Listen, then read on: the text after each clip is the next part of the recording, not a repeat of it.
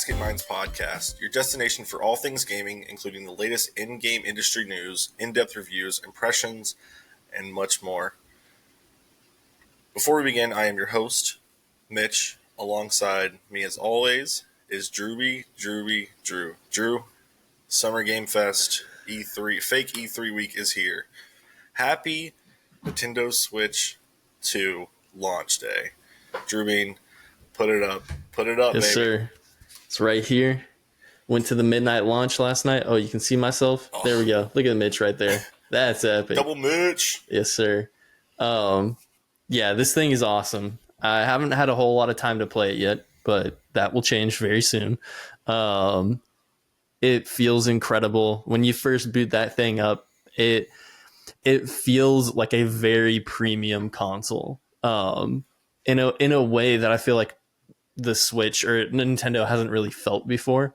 Not in a way to like downplay Nintendo at all, but this just feels like a massive step up. Even when you boot it up, it just feels so confident in itself. And I love that for Nintendo. So I'm really hyped to like actually just take some time to really play this thing. But I played a few minutes of Mario Kart just roaming around for a little bit, and I already can tell like I'm going to spend an endless amount of hours in this game. So I can't wait. I am still waiting for my Switch to get here. From the time of this recording, I have like 2 to 4 hours left to wait, but it's going to be worth the wait. I'm so pumped. But I'm happy for everyone that currently has their Switches. I did not go to the midnight launch. I opted for shipping when I did get mine, just because I didn't know what the world was going to be like.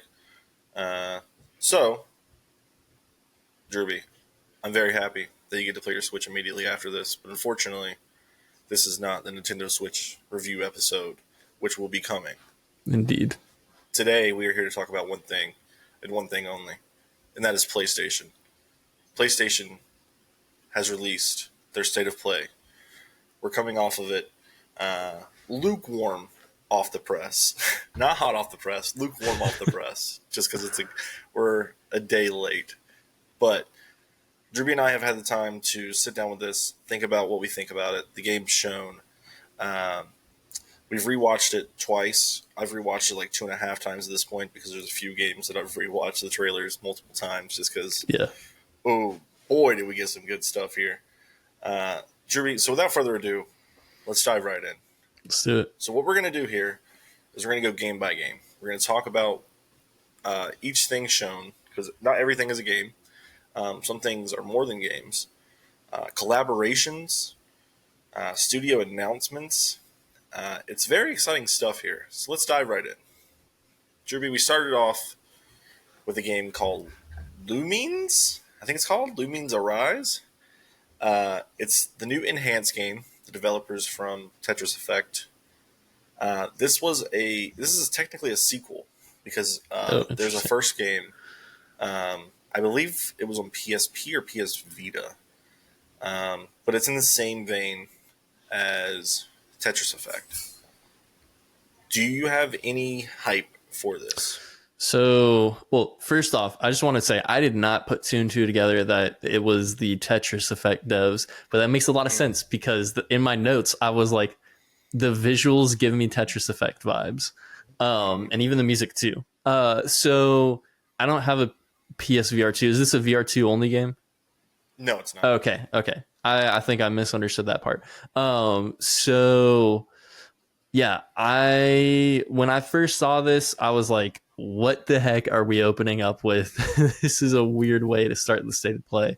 As I've had time to rewatch the trailer, I'm kind of like really into it. I love me some like rhythm, like puzzle based type of games. I don't play them often, but when I do, like they're such a joy and a really chill, peaceful time to play those types of games.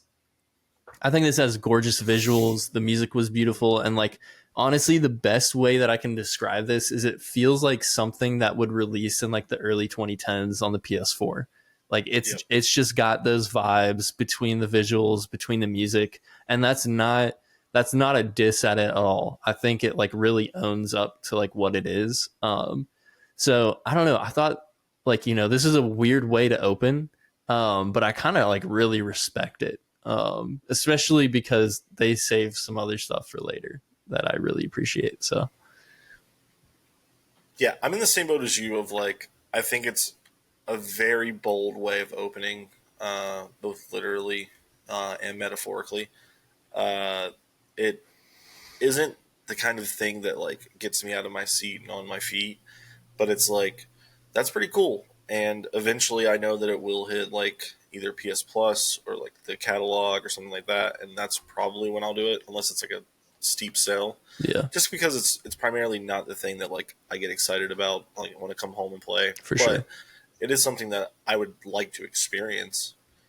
Um, yeah, but other than that, I think you hit it on the head so far. Of like, it looks really uh, intriguing visually, and sonically, it's very awesome.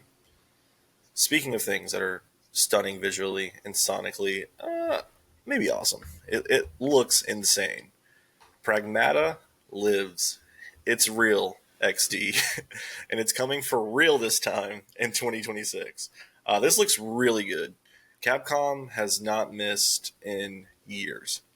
And basically this entire decade, from like 2020 onward, Capcom doesn't have a miss. Everything they put out is banger after banger after banger. DMC, Street Fighter, Resident Evil, using that RE engine. Pragmata looks awesome. It gives me some Stellar Blade vibes for sure. Um, I love the dynamic between Diana and the protagonist's name that you play as. That I do not know if they said or not. I don't think so. Um, but it looks creepy in a sci-fi way. But it looks awesome. There's a moment where there's a bunch of combat in this trailer, and there's a point where they're fighting in this thing, and there's like a huge glass in the back, and you can see Earth. And I was thinking to myself, and I was like, there's not many games where we're fighting somewhere and we can see the Earth in the background, just like because I think it puts like space on a scale when space is so hard to scale because it's endless essentially. Um, I don't know. I found that part really really awesome. Um, I got Dead Space vibes, but obviously that didn't have Earth in the background, unfortunately. Yeah, Dead Space, but Earth in the background. yeah. Dead Space does need to make a return. Yeah, I think this game looks really, Ready? ritty. It looks ritty. I'm about to hit the gritty. Yes, It sir. looks really interesting. You know, this game has been shown so many times now, and it's funny how they just have gone along with the meme of delaying it like 5 times by now. I know that's not the exact number, but it feels like it. Yeah. Um, like I legitimately got a laugh out loud from them doing the date thing with the paper at the end. Um, so yeah, I think based on Capcom's track record, I think we're probably gonna get a hit here. Um, this game isn't like a most anticipated for me. I think it looks interesting. I think it's cool that it's a new IP from Capcom, and like we said, their track record's great right now. So that's kind of what's like sold me on it. Like I'm gonna definitely try this out. I would really like to play it when it comes out. But it's not like coming from Capcom, it's not the thing I'm most excited about, which sucks to say because it's like it's a new IP, so it's like yeah, we're finally getting some originality. But Resident Evil and like I desperately need a Devil May Cry 6 so bad.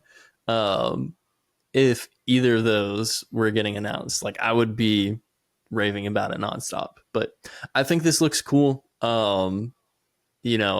don't know why they've delayed it so many times. Like I don't know if it was just that they announced it like way too early, but like at the same time, I remember the first announcement trailer they had was like in engine, had gameplay and stuff. So I don't know. It's interesting. I'm like curious why it's been delayed so many times. Like, has it gone through drastic changes, or are they really just like polishing the crap out of this thing?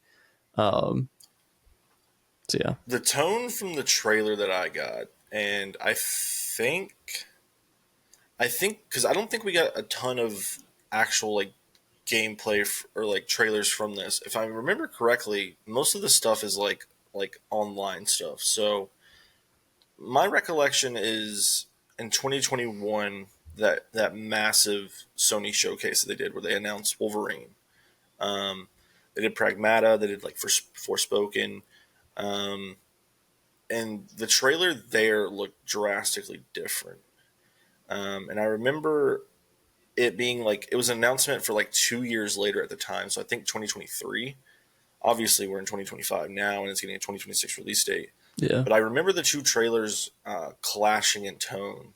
So I believe the first one was already on a planet, maybe even Earth, and this one that's right. being in space. Yeah, So either we're seeing just two different segments of the game, or it has changed in time, which is fine because it's been 4 years since they've shown the game at this point. To yeah. my recollection, I don't remember a second trailer besides this one. They But they I remember it had just kept getting pushed and pushed and pushed. yeah, they had like very brief trailers. I think they had two. I'm pretty sure that both had delays, and they did like the paper thing. They were like, "Sorry, it's delayed." Um, Interesting. I do not remember that. yeah, they had because they like that's why I laugh so much because it's like, oh, they kept the they kept the running theme. Um, but I know for a fact it was at least shown one other time, if not two other times. But yeah, I don't know. I'm curious to learn more. Like I can't wait to like actually like find out a bit more of like what this game really is going to be because we get like a decent idea, but like I just want to see like an actual gameplay demo of it or like just the developers talking about the game and like this is what it is. You know, we took time to delay it because X, Y, and Z. Um, can't wait till we get to that moment. Agreed. I think this is a game that also gets a state of play when it's closer to release, Yeah, which is exciting. I'm trying to see if this is only PlayStation game or if it's also coming to Xbox. I don't think it is coming to Xbox, hmm. which would mean that a state of play would make the most sense. I lied. It is coming to Xbox. So maybe it doesn't get a state of play, but that doesn't necessarily negate the state of play because Borderlands is also doing a state of play. And that's obviously going to be on every platform, including the Yeah, Nintendo Switch too. Yeah, Pragmata is intrinsically tied to PlayStation, at least from a marketing standpoint. So I could see it getting a state of play, and that's what I would want. I would want like a 20 minute, like here's the setting, here's the story, here are the characters, here's the gameplay.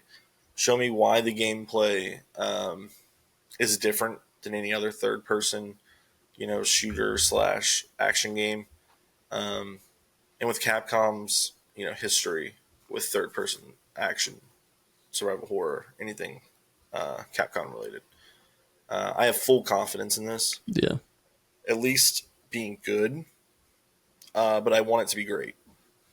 And so I think until we get a state of play, well, I guess we'll probably never know.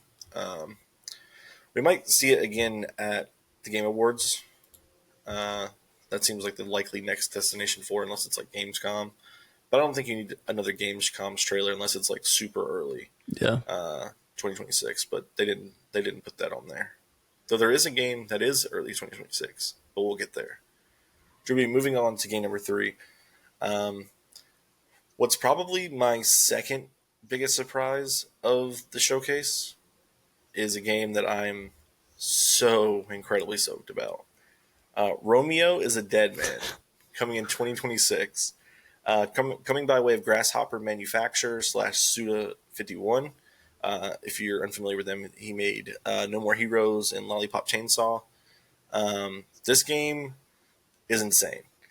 It looks like an action game that was almost tailor made for me.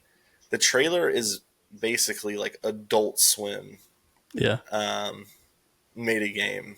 So like not like High on Life like Justin Roiland and stuff like that, but like I would highly advise you to go watch this trailer because there's a segment where I'm like, that's straight up Dead Rising. That's like a modern day Dead Rising when they're in the mall fighting, Yeah. and then they're outside and he's shooting guns and like melees, and I'm like, oh man, this thing is so rad. Um, this is a game that like if you put it in my hands right now, I would drop everything just to play it because it's straight up my alley. What did you think about Romeo? Yeah. I think this looks awesome. It's one of those games where it just looks like pure fun. Like, you know, I haven't played any of the Suda 51 games, which is a shame. I know No More Heroes is awesome. I've just never had the chance to play them. And this looks like sick. Is the best way to describe it. Like, I love the weird like Adult Swim opening that they had with like the cutscene, and then it transitioning into the gameplay. And this world and this premise is just super weird, off the rails, absolutely fits Suda 51. And I love how like original it looks. Like, yeah, Mm-hmm. you get like a Dead Rising comparison, um, just in the way it feels like very sandboxy. But it doesn't look like anything else that I've seen in a long while. So I'm really interested to play this one. It might be my first Suda 51 game, and that would be kind of cool. That'd be But cool. yeah, I'm totally into it. It was a huge surprise for me. I don't know if there's even been rumblings at all. Maybe there has. I don't know, but like I don't keep close tabs on Suda 51. But I just wasn't expecting this at all. I don't think that the game was known. I think that there was talk of like where has this been? Like what is next for them? It's kind of like the thing that we'll talk about later on in the week of Double Fine of like we know they're making something, but what is that something? Yeah, Is it a licensed IP? Is it Psychonauts 3? Is it we don't know what it is, and that's what Romeo was a Dead Man is. Um, yeah, this is a game that I would highly advise going to check out. There's a lot of things going on in that trailer, and I'm not sure what's gameplay and what's not. yeah, And so like, there's a portion where there's like little mini game like looking things that are happening. I'm like, are we playing that? Like, what is that? I don't know, but I'm excited to find out. Hopefully, we see that again very soon. Um, that's another game that is on the top list of my things for this showcase. for sure. Um, so moving on, Drewby, Silent Hill F has a release date, September 25th. We get a good snippet here of gameplay, a few cutscenes. The release date has been filled. But Drewby, to me, something fell off. And the thing that fell off was that the characters moved really slow. And this was a problem that I felt that Silent Hill 2 had, the remake, when it was first shown. Of like, it just feels really stiff. And that can work to an extent if it's a slower paced. Like, I don't have to worry about something faster than me, like constantly trying to get me. And to counteract my point here is that it seems like it's very slow paced, which is fine, but it didn't excite me the way that I thought it was going to. If it was just like zero point 0.5 times faster, I think I would be okay. Yeah, But it's also the thing, Drew, of like when they showed Doom: The Dark Ages the last few times, I was like, this seems so much slower than the other ones. But it's always the thing of like the game developers are playing it a certain way where it's like no one's gonna actually move that slow. yeah, and Uh, I can attest to Doom: The Dark Ages. That game moves fast. Like yeah, it. it's the same as all the other ones. Yeah. It's Doom speed. It's just that they're not playing it that way, No. and that's not the way you need to showcase the game. No. Because I'm like, that's not how I'm gonna play it. Yeah. Uh, I played a handful of levels on the Dark Ages now. It's so good, It but really is. it's so clear that like they're not fully moving in those showcases Yeah. of like just play the game. It's all we want to see. Yeah, and so to your point about Silent Hill, yeah, it definitely gave me the same vibe that I got whenever they first showed off Silent Hill 2 remake. Um, but I do remember the later trailers for Silent Hill 2 remake. Um, the later trailers felt a lot better than the first reveal. This is Yeah. the second time that we've seen Silent Hill F though, and it felt very similar to when we first saw it.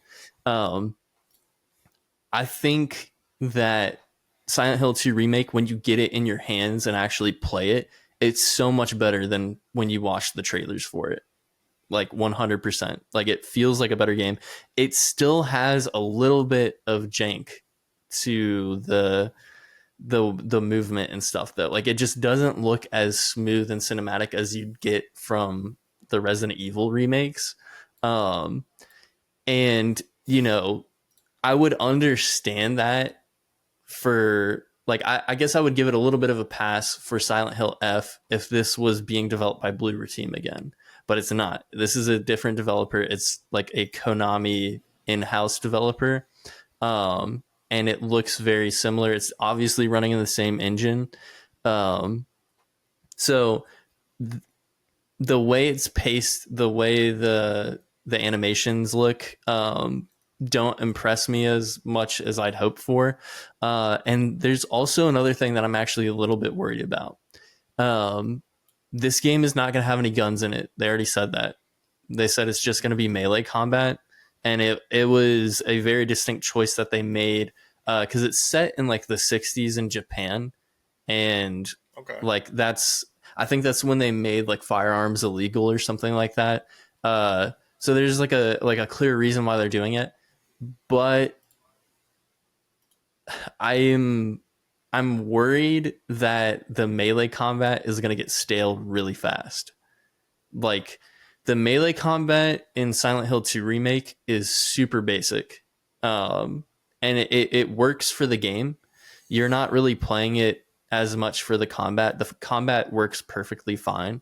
Um but that melee combat's very basic. And to me, the vibe from the trailer for your Silent Hill F, it doesn't feel like they've really evolved that melee combat. Maybe they're just not showing everything. If they actually find new ways to make the melee combat have more depth to it, then I think it'll be fine. But like, I'm a little bit worried about the combat side of things. I think the premise and the art direction have sold me. I really like that they're leaning heavily into like Japanese folklore.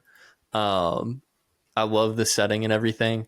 But I don't know. I'm just worried from like a gameplay perspective. And then also visually, it's not like, again, art direction is very strong, but in terms of like graphics, in terms of animations, it's not what I would hope for or what I want from like a new, not just a remake, but like a brand new Silent Hill game. So there's a lot to dive into here that I didn't know about that I'm finding out as you were talking. Um, so this is a full price game. I'll say that out loud because I think that that sets a precedent when it's fully $70 when it has the Silent Hill attachment. When Silent Hill 2 was one of the game of the years last year for a lot of folks. This is not made by Bloober Team. This is made by a company called Neobards Entertainment.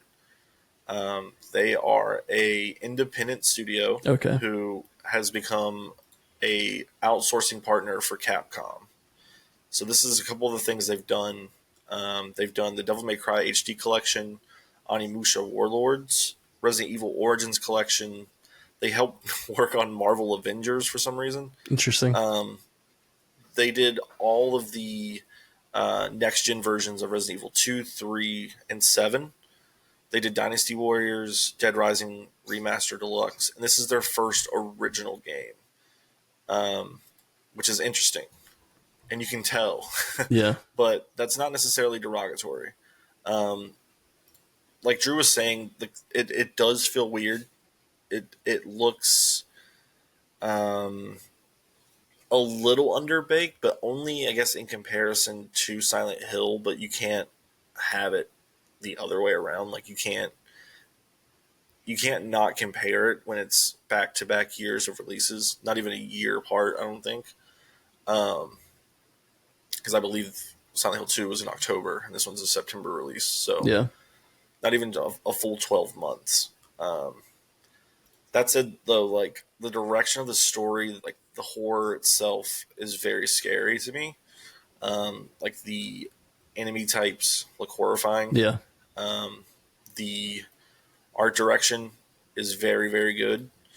If there's not a lot of combat and there's more like scares of like perhaps maybe like hiding or something, maybe that's how they get around it, and that's totally fine with me. Yeah, I would totally be Um, into that because I'm a huge sucker for horror games that are like that. So Agreed. Um, I did not know about the setting or the guns thing. That is intriguing. Um, but now it makes me more interested in the game itself. So maybe this conversation helped me a lot. So I'm glad that we had it. nice. But we won't stay here for too long because we have more games to talk about. Derby, have you played a Bloodstained game? I have not. It's actually funny because I remember when the original was coming out, I was very close to actually backing it for. I think it was on Kickstarter. It Um, was. I was considering it because I was like, "Hey, this is one of the OG Castlevania devs. This looks cool. This sounds cool." And I never did. I never did get to play it. I actually heard that it was a little bit disappointing from a lot of people. I remember it reviewing pretty well, but like not nearly as like well as I was expecting. It just didn't have the same like punch that like the classic Castlevania games had in terms Yeah. of reception. But that being said, like the trailer for the new one, I think it looks interesting. It's one of those games where it's like, hey, like I would play the first game to play this one, um, but it's not like I'm not always itching to play like a side scrolling game. Um, Metroidvania side scrolling games. I really do love a lot of them. I haven't played a ton of Prince of Persia yet, but I Boo. know, I know. I need to change that. But I love what I've played of that game. Um, Get it on the Switch too. You can play it on your TV and on the go. yeah, that would be awesome. Um, but yeah, I don't know. Like, I think it's one of those things where, like, if this was an actual Castlevania game, I probably would be a little bit more excited for it. That's interesting. I'm the opposite way, where I think that like I haven't finished a Castlevania game, but I am a massive fan of Metroidvanias. Um, I guess particularly more Metroid side of the Vania part. And I think it's hilarious that there's been so many big reveals in the last, I don't know, year and a half to 2 years of games that are everyone's like, ooh, Castlevania, and it's like, Yeah, nope, it's Miyazaki's new game. yeah, Nope, it's Bloodstained. It's just really funny to me. Yesterday, our group chat was popping off, and they were like, Castlevania, Castlevania, and I was like, you stupid idiots! It's the game that was inspired by Castlevania. yeah. So I played Bloodstained: Curse of the Moon. There is Ritual of the Night, and actually, there was a Curse of the Moon 2 and a Ritual of the Night 2. I did not know I didn't that. know that at all. I don't know if this is a successor to either one of them, but there's a new Bloodstained. It's called the Scarlet Engagement. It's coming out next year. So if that is your jam, this is like a 2.5 Metroidvania, Yeah, which is interesting because there was a rumor of a 2.5 Metroidvania that was supposed to happen yesterday from Sony's first party studios that did not show up, but we'll talk about that later. If you are an enjoyer of 2.5 slash Metroidvanias, there is a new Bloodstain coming out. Um, and yeah, I think it looks pretty good. I like the art style of these. I like the gameplay. It's just I haven't finished it. Curse of the Moon was definitely a Kickstarter though, because I'm pretty sure that my friend backed it, and that's how I got my first code via Steam from him, and that's how I tried it. nice. Um, I need to go back and finish it because I remember I restarted it on Xbox when it hit Game Pass, and then, of course, as always, I didn't finish it. I suck. Yeah, Speaking of things that suck, Drewy, Digimon Story Time Stranger out on October 3rd. yeah. Let's not talk about that one. Okay, then instead let's plug that Ghost of Yote comes out the day before, so no one's gonna play Digimon. No. Sorry, Digimon. And there's also a new Pokemon game coming out this year. So It's true. yeah, Yeah, literally like 2 weeks after that.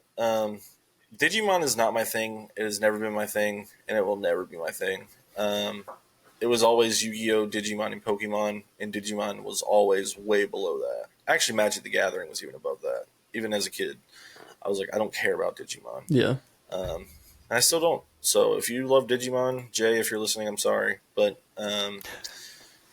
that's your problem, not mine. But you know what is my problem, Derby? There was an Nvidia leak a few years ago of a huge, massive list of games that were going to be coming out in the next few years, and everyone was like, "There's no way all these games come out." Well, for Square Enix, that was not true. Every game on that list has now been announced except for one. The second to last domino to fall is the next game shown. Final Fantasy Tactics is confirmed. It is out on September 30th from Creative Studio 3. Um, this is insane. They have the original version of the game. They have their up-resed new UI, fully voice acted. Ben Starr is a part of it, which is incredible. yes, Um, this is awesome. I love that they're packaging it with both things. You can have the best of both worlds. yeah, And to me, more like packages need to come with this. yeah, And I think we're going to start seeing the uptick of that. But I love that this is one of those that actually do it. yeah. I've heard only good things about Final Fantasy Tactics, Same so here. I'm very excited. What are your thoughts? Yeah, well, to your point, Master Chief Collection, well, actually, even before then, Halo Anniversary kind of started this thing of That's like true. doing a full blown remaster, quality of life updates, but then also being able to swap between versions on the fly. I don't know if Tactics is going to have it to where you can swap between on the fly. That's what I was going to say. I was going to say Halo's is even more inventive than that. Yes. But even if games don't do the like, hey, you can swap between them on the fly, I think more games need to have like these remasters need to have like the original version so you can just play it as you remember it. And then the new version with all the quality of life updates. It just makes it feel a lot more, it makes it feel like there's been a lot more effort put behind it. And then you can have those direct comparisons like whenever you want, which I think is Which great. they showed in the showcase too, which is awesome. Yes. But yeah, I've heard nothing but great things about Final Fantasy Tactics. Never played it, but I really, really want to get this, even possibly at launch if I can, because I think this looks awesome. Um, the new version with like the fully voice acted cast, I think is brilliant. And I'd honestly, I'd love to see that from like more remasters, not just from Square Enix, but like other developers who are remastering like classic games that don't have voice acting. Get some voice behind it. That'd be cool. Agreed. Luckily, we don't have to wait for long. If you do want to get it at launch, that is September 30th of this year. Um, I might mess this up, but it's Final Fantasy Tactics, the Evilise Chronicles. I think that's how you say it. Evilise. Very weird, but looks awesome, and it's only $50, which welcome. Lower price points, the better. Yeah. Variable pricing is the goat. You know what else is the goat, Jerby? I don't know. Mother trucking baby steps. September 8th. This game is dumb fun.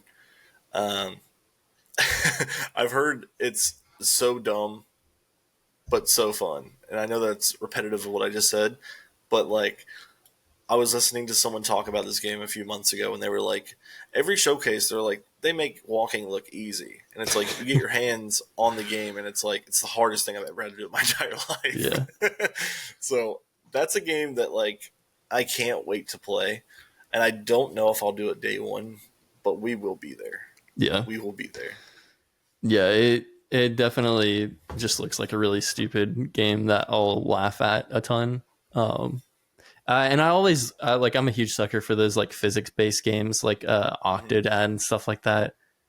Oh, dude, Yeah. that's so good. Like anytime there's like a new physics based game like that coming out, like I always want to play them because I don't know, there's just something like it's a different kind of fun, and Yeah, like you're really playing those games to laugh. And especially like if you can play a game like that in co-op or multiplayer, like stuff like Gang Beasts, huge fan of those games. So yeah, this one I feel like I've already seen it enough. That's one thing I that's will true. say. But yeah, I definitely want to play it. Agreed. That's also like a game where like if you have like a bunch of friends over and you're like, what should we do? You can just put that game on and have endless laughs Yes, for hours. with alcohol too. True. I was gonna say that, but I forgot to. It's the alcohol speaking. Yeah, And I yeah. haven't been drinking. All I've had is 3/4 of my coffee this morning. All Spiked right, so moving coffee. on, Drewby. Dude, I've actually never had spiked coffee. Actually, Really? yeah, I haven't either. it's something that I would look into. Jax probably has, and she probably likes it. Anyways, speaking of things that Jax might like, uh, Hirogami. This is a neat looking game. Yeah. Um, it's an origami based game, and I don't know how else to describe it. So if that sounds intriguing to you, I would say go look up a trailer. September 3rd. The only thing I wrote down was look neat. Yeah, You know, this was one that if we weren't going to talk about, I really wanted to shout out because I think this looks awesome. Visually, it's like really interesting and unique. It looks adorable. It looks like it'll be a ton of fun. This is one of those indie games where I'm like, yeah, I'll play this. I'll for sure buy this. Because you know, love supporting the indie devs, and especially when they make something look very unique like this. Down for it. agreed. Moving on. Everybody's Golf Hot Shots. September 5th. Pac Man golfing. I don't need to say anything else. That's gaming right there, baby. That's gaming. That's what we're doing here. Yeah, You know, if Fortnite wasn't the epic skibbity game of all time, this might be second. You know what I mean? exactly. Um, Everybody's Golf is a very fun game. If you like fun golf games that are pretty much on the silly arcade side, hit that one up.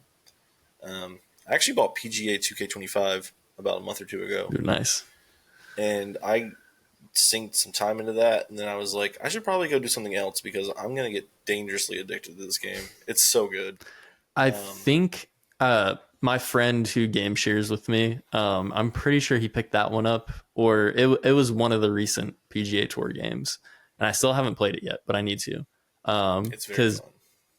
way back in the day on the original Xbox, I don't remember what year it was, but I had one of the PGA Tour games, and I used to play it all the time. I even played it with my dad a bunch, um, and I freaking loved that game.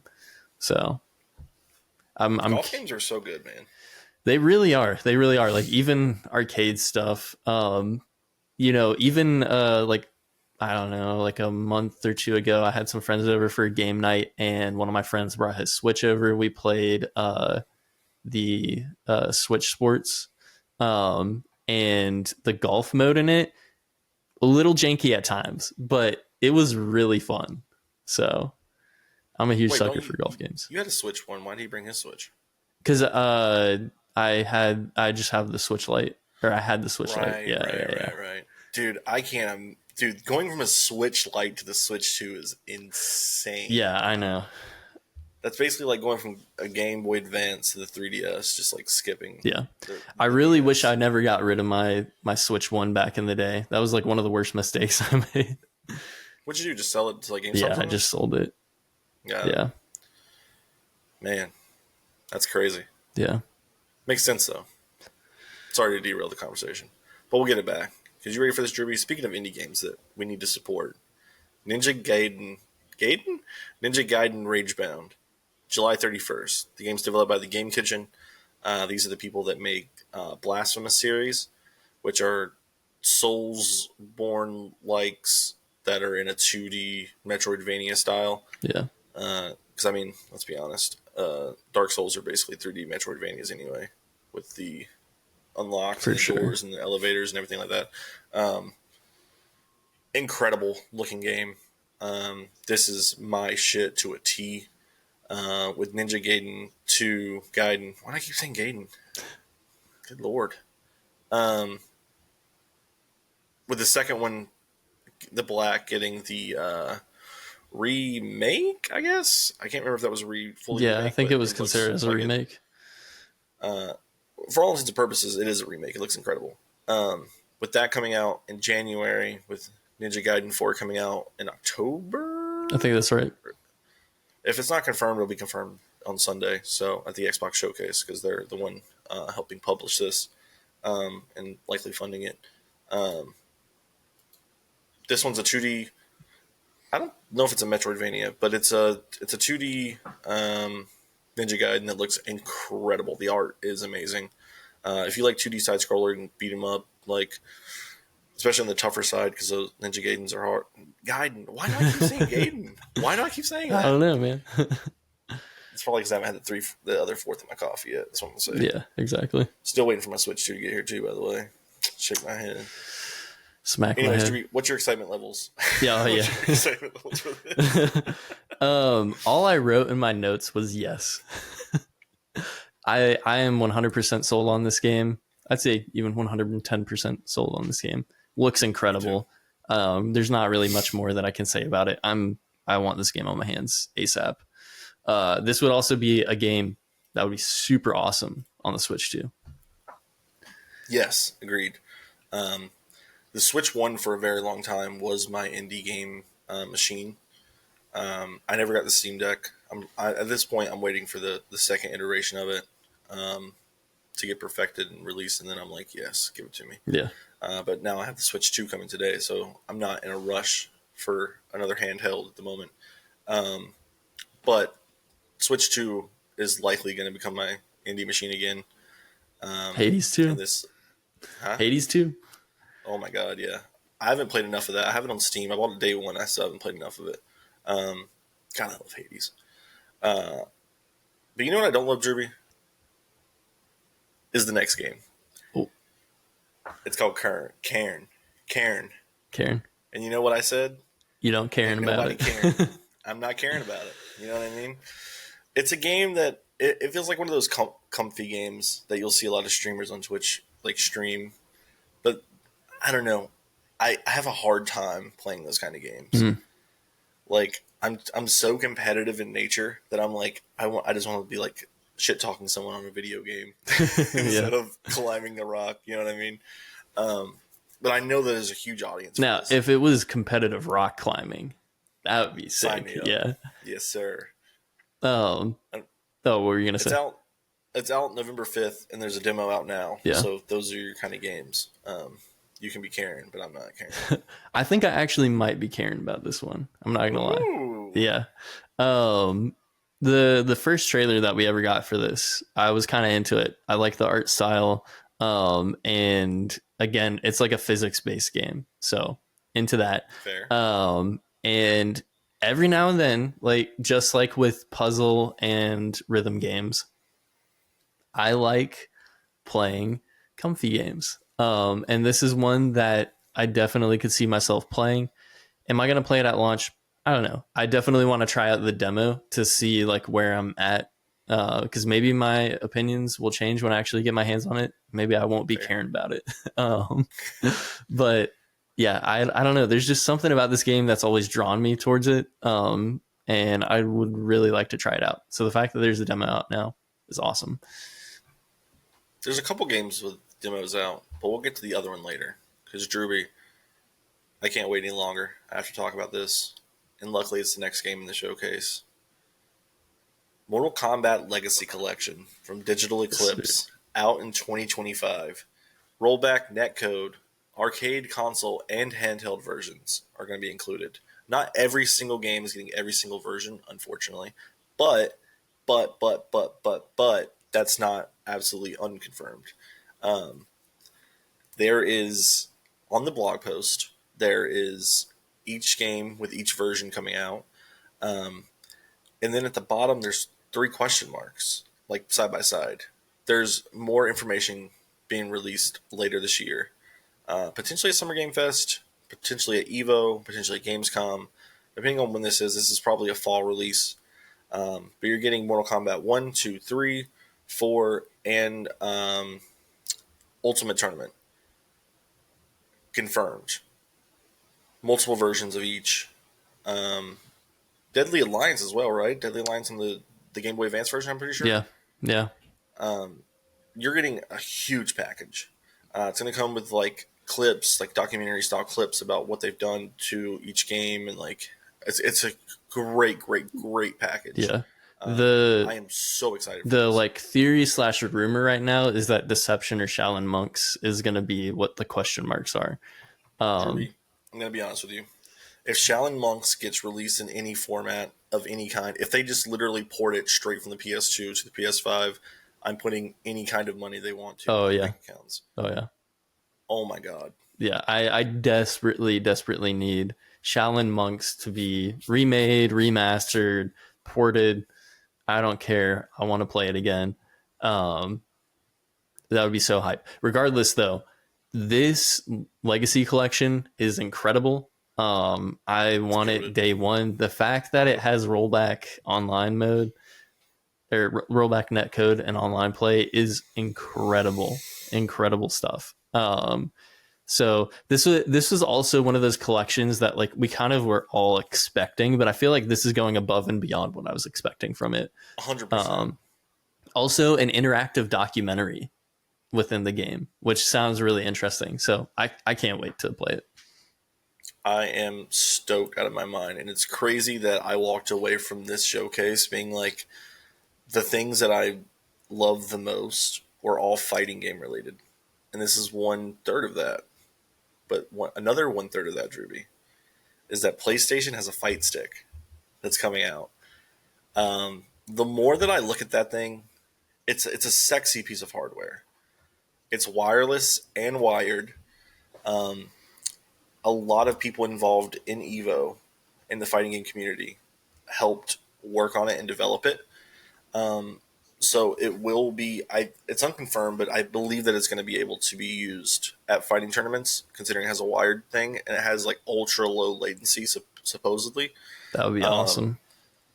it looks incredible. There's no pricing. It's called Project Deviant. It looks incredible. Um, and it's something that like the older I get, the more interested in fighting games I get. Um, maybe it's just like a childhood recollection. Like I used to play them all the time, especially Mortal Kombat. Um, but like a fight stick is something I've never had or never I used. haven't either.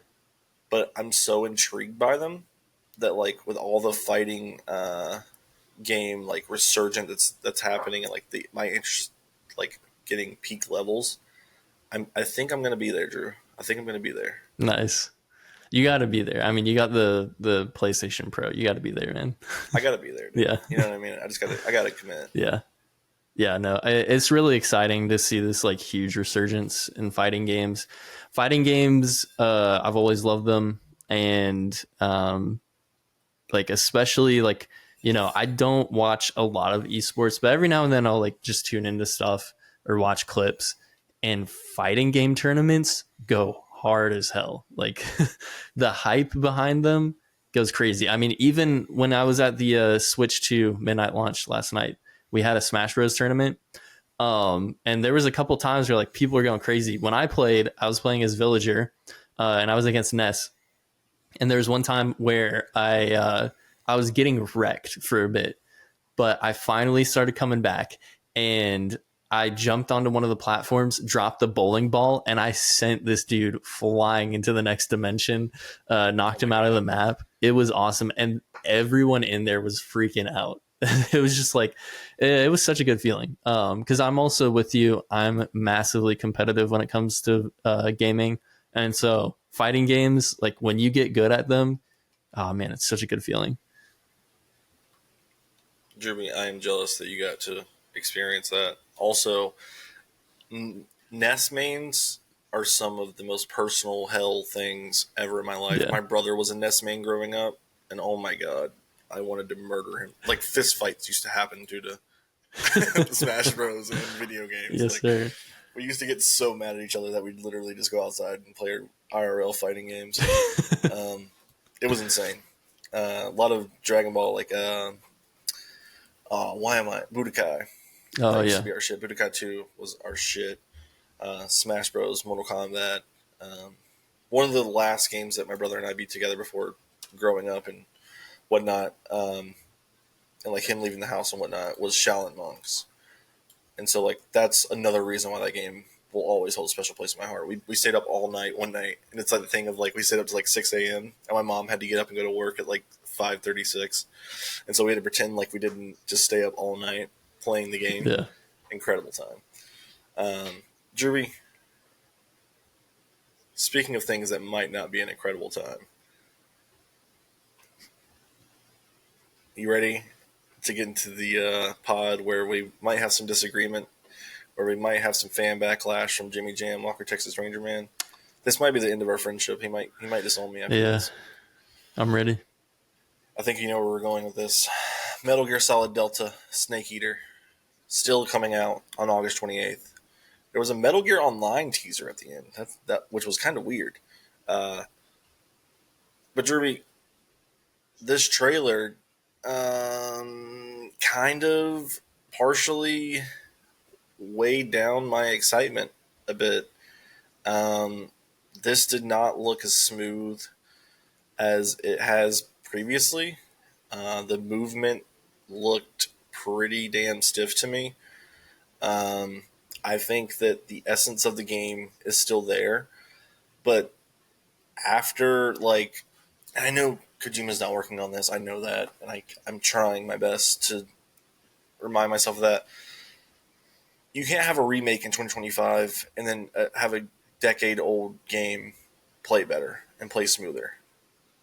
It doesn't look like it's hitting 60 FPS, and if it is, the gameplay looks so stiff. And if it's intentional to like the original stiffness, which I don't know, I've never played the original three, um, then I guess so be it. But like, as someone who was very excited for this and that this existed, this really like made me take a step back and be like, ooh, this this is kind of where I was when they announced it before they showed gameplay, you know. And then I Yeah. was like, I got real excited, and now I'm like going downhill again.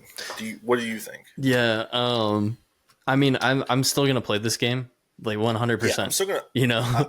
I should say that I'm gonna play it, but like Yeah, it but it it this trailer definitely worried me a little bit. The graphical fidelity also feels like it's been downgraded. doesn't it. By the way, this is running on Unreal Engine 5, so there's no excuses for that because you can make games look incredible on that. Um, so I don't really understand like why this doesn't feel up to par from what it did before. Hopefully, it's just like a bad trailer. I hope But that's what it is. I don't know. I'm a little bit worried. I still think it'll be good. I just don't know if it'll be as great as it could be. Agreed. Um, Agreed. Agreedo. Agreed. Agreed. Agreed. Um, I will say though, the one thing that does have me excited is Metal Gear Online making a return because I played Metal Gear Online in MGS5, and man, it is a ton of fun. A ton of fun. So I think that's pretty exciting. But yeah, this trailer did nothing for me. Like I was just really disappointed by it. First off, we've already had a lot of trailers for it. We've already had gameplay for it, so I didn't really feel like we needed this right now. We could have like waited closer to launch to get another one, or like had just shown the online mode or something like that, right? But yeah, I don't know. This was a very disappointing trailer, and it felt completely overshadowed by all the other exciting stuff that this state of play had. Drew, I agree with that because immediately after this game, Neo 3 is revealed. Early 2026. Demo now available. I actually just downloaded it right before we started recording. Nice. I thought Neo had been tucked away for a good while. After the first two, Team Ninja went off and they made Wulong Fallen Dynasty, and then they made Rise of the Ronin. But clearly, there's a love and a passion for Neo that they had to return for it. I've played a good chunk of the first Neo. Same. I really enjoy it. It's a Soulsborne that's honestly it's harder than Souls games in my Yeah. opinion. There's a difficulty level higher than Souls, in my opinion. Um, it's very good though. It's very fluid. Talk about a game that is not stiff. This game is fluid as hell. Yes. This is like Metal Gear 5 Solid or Metal Gear Solid 5 fluid. But it could be also like Metal Gear 5 Solid. True. We don't know that yet though. We're still waiting on that game to come out. Yeah. I am excited for this because now it gives me a reason to return to Neo, just other than me wanting to randomly play it on a certain day. Yeah. I have the PS5 versions. I bought them on sale for like $20 because they were both physical, and I was just like, you know what, I'm gonna scoop them. Nice. $20, 2 games, you can't beat that. Yeah. So I have them on my shelf over there. I'm thinking about installing them because I have the Pro, so I have too much space to begin with. So I might do that. I might hop back in before Neo 3. What do you think? I'm going to play the demo first, I think, and then I'll do that. Yeah. I thought this trailer was awesome. As soon as I saw the Team Ninja, I was like, and just the overall vibes of it, I was like, this is Neo 3. So I was glad that I was So cool. not let down by that. I also played a decent amount of Neo whenever it first came out because I bought it on launch. I thought it looked awesome, and it was awesome from what I played of it. But the Soulsborne games, I don't know why. Every single one that I've bought, I've always done this. I play a good amount of hours of it, drop off of it for a long time, then pick it up again. Never picked up Neo again, though, but I definitely want to, especially because Neo 2, I remember when that came out, there was so much hype and buzz around it. Mm-hmm. It was loved by a lot of people. I don't think the first one has co-op, but Neo 2 introduced co-op, I believe. I didn't know that. Yeah, I'm pretty sure they introduced co-op. So yeah, regardless though, even if they didn't, I definitely want to play through them. Like, or I want to like replay Neo and play it all the way through, and then I also want to play Neo 2 because this looks awesome. Definitely gonna try out the demo. Drewby, I had forgotten that this was a PlayStation game. So I went over and I was looking to confirm that, and what I ended up finding was something very, very peculiar. Let me read this excerpt from Wikipedia for you. Neo began development in 2004 for the PlayStation 3 as a part of a multimedia project based on an unfinished Akira Kurosawa script. The Whoa. project went through a turbulent and prolonged pre-production period, going through multiple versions until its final version began development in 2014 for the PlayStation 4. The story was based on the life of Western samurai William Adams, though it was embellished with supernatural elements. Development information was sporadic until 2015 when it was reintroduced to the public in 2016. Wow. I did not know that. I didn't either. That's actually really cool. Yeah. I need to look more into this. Crazy. 2004. That's wild. Crazy. And based on an unfinished script by Kurosawa? That's incredible. Yeah. Dude, this game might actually be peak.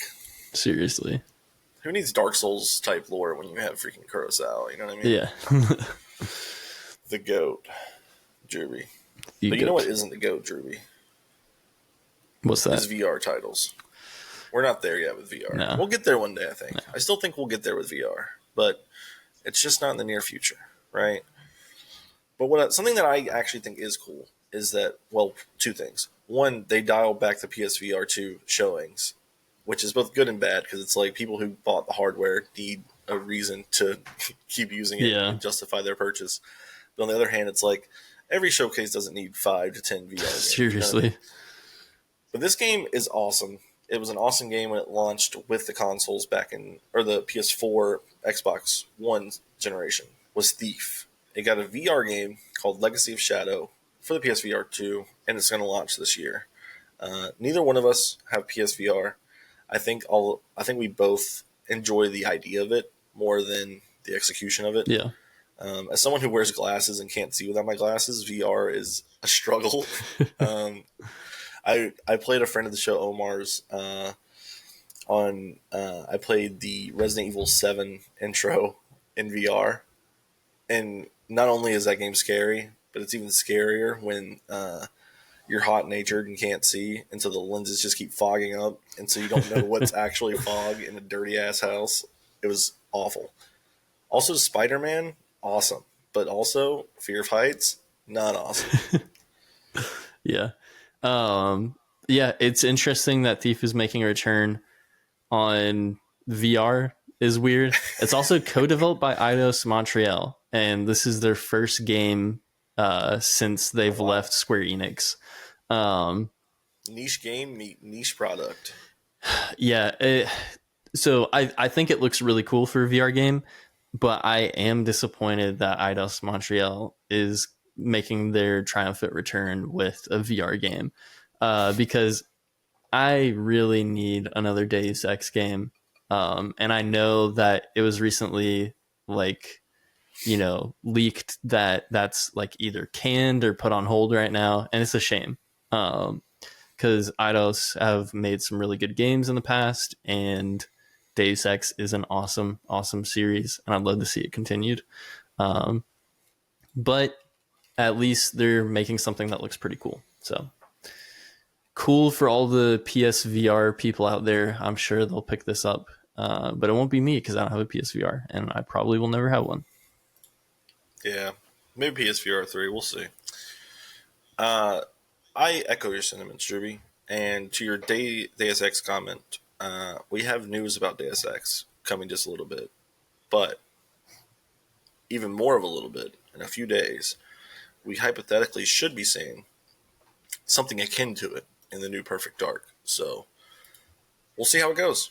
You know, it's still an exciting time for those style of games. Yeah, Of course, obviously not in name, but we're getting something akin to it. So we can't complain too much, I don't think. no, Speaking of not complaining, Drewby, this next game is a brand new IP from Digi X Art. I don't know if it's Digi Art or the X is actually included the name. They made Road 96.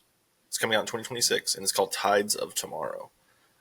This is a multiplayer story, is what it's being advertised as, that shows the previous choices and mistakes made before you get there. This is a super interesting concept to me because it's basically a mix between like Bloodstains in the Souls games, Soulsborne series, and then like Quantum Dreams games. So like Detroit and Heavy Rain and Between Two Souls, where yeah, you're playing this game and they give you options based on what other players have picked before you, and you get to see things in real time of like the consequences of their actions, and then obviously whatever you choose, someone that plays the game after you has the potential to see what you did, and I think that that is freaking awesome. yeah. This was one of those where as soon as the trailer started, I was like, I'm into this. I love the way that it looks visually. Um, So vibrant. Very vibrant. I made a comment in our chat. I was like, Sunset Overdrive 2, just because it has like those very vibrant, like Similar color cartoony palette kind too. of like style to it. But yeah, I love the concept of this like multiplayer feature. I hope that it like works the way that they're kind of showing it to be. Agreed.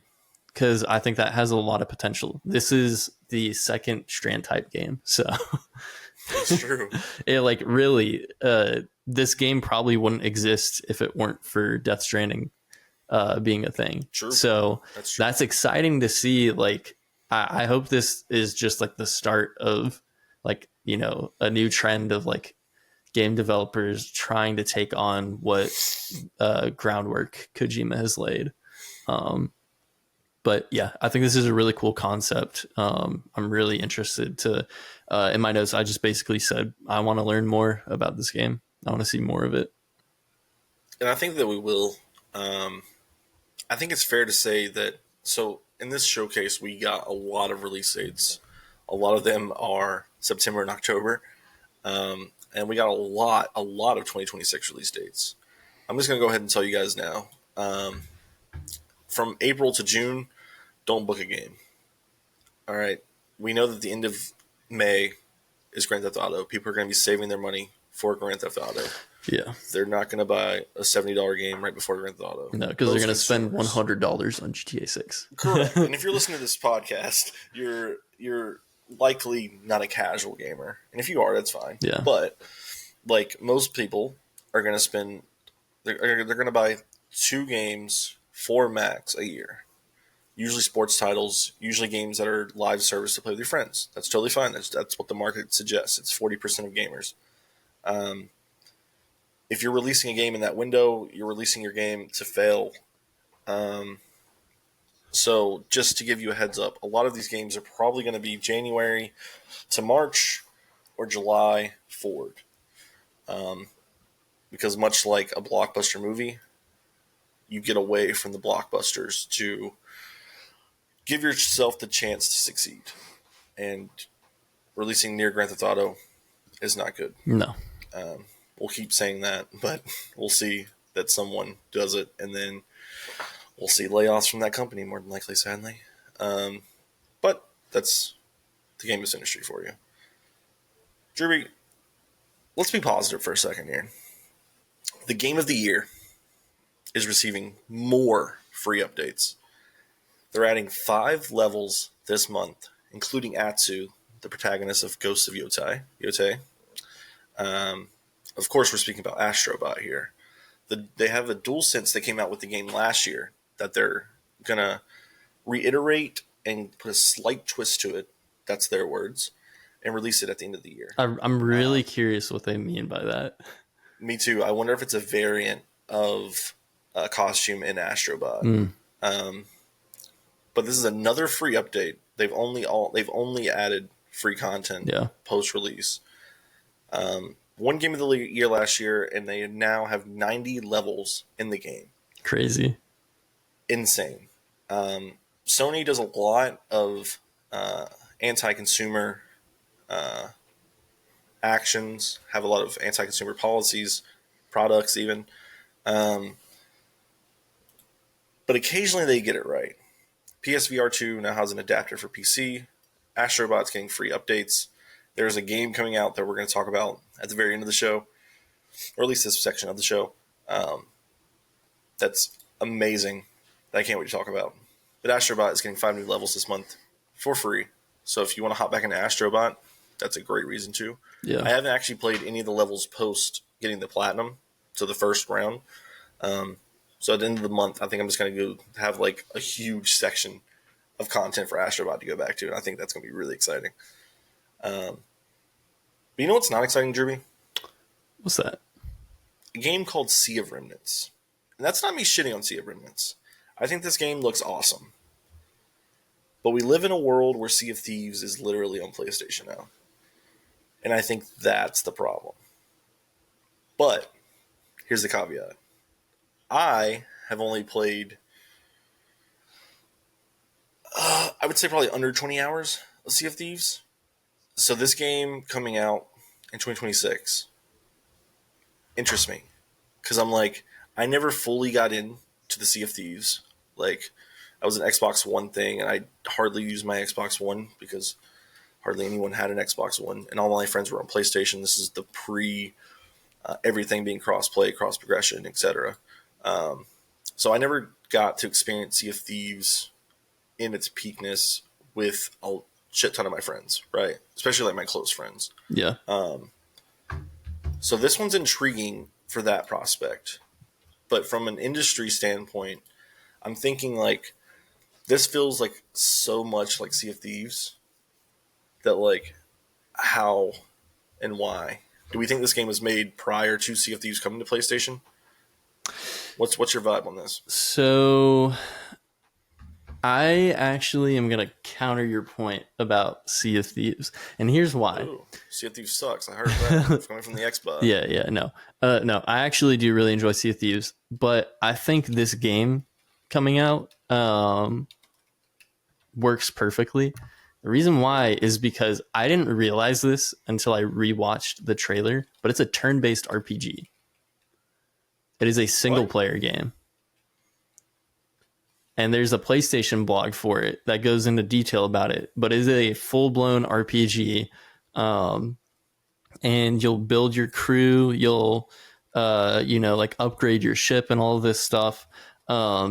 So like the actual combat, at least from the ground-based combat, I don't know what the ship-based combat will be like, or if there even is that, but it's a turn-based RPG. And the way that the turn-based gameplay looks very, very similar to Clair Obscur. So I don't know. I think that there is a lot of potential for this game, and I feel like it works in this space because it's not like a Sea of Thieves, not a Skull and Bones like game, even though you get that vibe from the trailer. But there's some gameplay snippets in there, very brief, of turn-based combat. I'm watching the trailer now, Drew, because I did skip it this morning when I did my rewatch. Because I was like, I saw it once, I don't need to see it again. You're absolutely correct. This is not Sea of Thieves. Yeah, I'm not sure. I watched it at work. This is the first time at work yesterday, so that's my bad. My bad, everybody. yeah. This game is not what I thought it was, which also happened the other day. I was talking to myself during listening to a podcast, and they were talking about a game, and I was like, "No, that's this game." And then they showed the gameplay of that game, and I was like, "Oh, yeah, I was just wrong." Yeah. You know what, Jimmy? You're right. That's my bad. This game looks kind of rad. Yeah. I'm into it. I think it looks visually stunning, and I'm down to try another turn-based game as long as it's not 90 hours of story.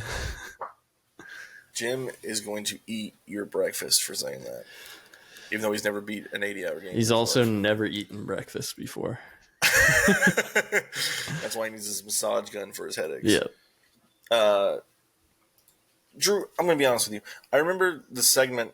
It was like printed in my head of him like putting the spear into the mermaid and doing like it had like numbers of like the damage it did. And I was thinking, I was like, oh, that is turn based. Like, is this turn based? And then like, I don't know where the freak I was coming from, but I'm glad that you corrected me. Yeah. Get corrected on the pod, dude. Get wrecked. Dude, I needed that, actually. I needed that humbling. Yeah. Because I actually had to do that to myself right before you started talking. Because I had this written down. So the next game is Sword of the Sea. It's from Giant Squid, who did Abzu and the Pathless. This game looks like a spiritual successor to Journey. Mm-hmm. And in my notes prior to right now, I had written down that it makes sense because it was developed by the same team who made Journey. Then I was like, wait, they didn't make Journey. No. I'm an idiot. And luckily, my brain works half the time, and I caught that before I had to say that out loud and embarrass myself, like the Sea of Remnants thing. Apologies to any Remnants devs if you're listening to this. You're not listening to this, but I'm going to apologize to you anyway because I don't like being wrong. Sword of the Sea looks awesome, though. Yeah. This has some, like, what's that game that just came out that has, like, similar, like, board, like, not like snowboard, but you know what I mean? Like the board, like maneuver. I know what you're talking about. I can't remember. Solar Ash? I think that might be it, yeah. I think it's Solar Ash. Yeah. Dude, speaking of a game that's never going to come back alive or be seen again, which we'll talk about a few of those in a minute, but where the hell is Little Devil Inside? Yeah, I don't know. That game disappeared from the face. Yeah, because it's like Everwild. It was it was shown at so many showcases, and it just dropped off. It just dropped. Yeah, it's weird. It was a Sony thing too, because it was at every Sony thing. Yeah, it reminds me of that one Xbox game. Everwild. No, not Everwild, but yes, Everwild. But there was an Xbox game. I think it was called Replaced or Replacement or something like that. And it was like, oh yeah. It was like the Blade Runner, like side scrolling one. And like there was trailer after trailer after trailer, and then it just disappeared for a while. I know it's still coming out. I think it has a release date now, but it doesn't. It doesn't. It's coming soon on Steam. Gosh, dude, that's crazy. Yeah, it's wild. But I know there was like semi recently, like earlier this year, there was something like some recent news about it. So it's still like alive, but I don't know. It's just crazy how like some of these indie games will just be like trailer after trailer after trailer disappears for like 3 years, like Silk Song, because that game's never coming out. God, I know it's not. But yeah, and thank God for it for fantasy creative purposes. Yes. This is random, but I'm going to shout this out for anybody. This is for anybody who has any interest in buying a PC or owns a PC. There's a Borderlands franchise sale right now on Steam. Actually, Borderlands 2 is free to keep right now, so it's literally a free game for you. Nice. Borderlands 3 is $3, the base game. That's wild. $3. So for $3, you can own Borderlands 2 and 3. So if you're listening to this and have any interest in ever building a PC later in your life, or just want free-ish games, you can get Borderlands 2 for free. One of the greatest games of all time, in my opinion. Yeah. Um, yeah, that I was on there for the replace thing. Saw that, and figured I might as well shout it out. Get our peeps some free stuff. You know what I mean? For sure. But yeah, the game looks awesome. Um, I would suggest looking up a trailer because it is a very indie game. It is very much of a certain genre that I don't know what I would call it, but I personally call it Journey Core, like games that look like Journey, Yeah. um, which is so hard to describe. So if you're interested in this, it's Sword of the Sea. Look it up. I think you'll like it if you like indie games. Um, it has a release date and it's going to be on PS Plus catalog. Oh, nice. So August 19th for that. Um, we love that. And keeping it there, Drewby, at PS Plus Classics. Your game, man. Deus Yes, Ex, sir. June 17th, the original. What's that do for you? I'm Do anything? I'm hyped. I haven't Yes, played a sir. ton of it, but dude, the original Deus Ex is awesome. Again, like very like you were shouting out Perfect Dark. The original Deus Ex has those vibes for sure. So I'm Nice. hyped. Awesome game.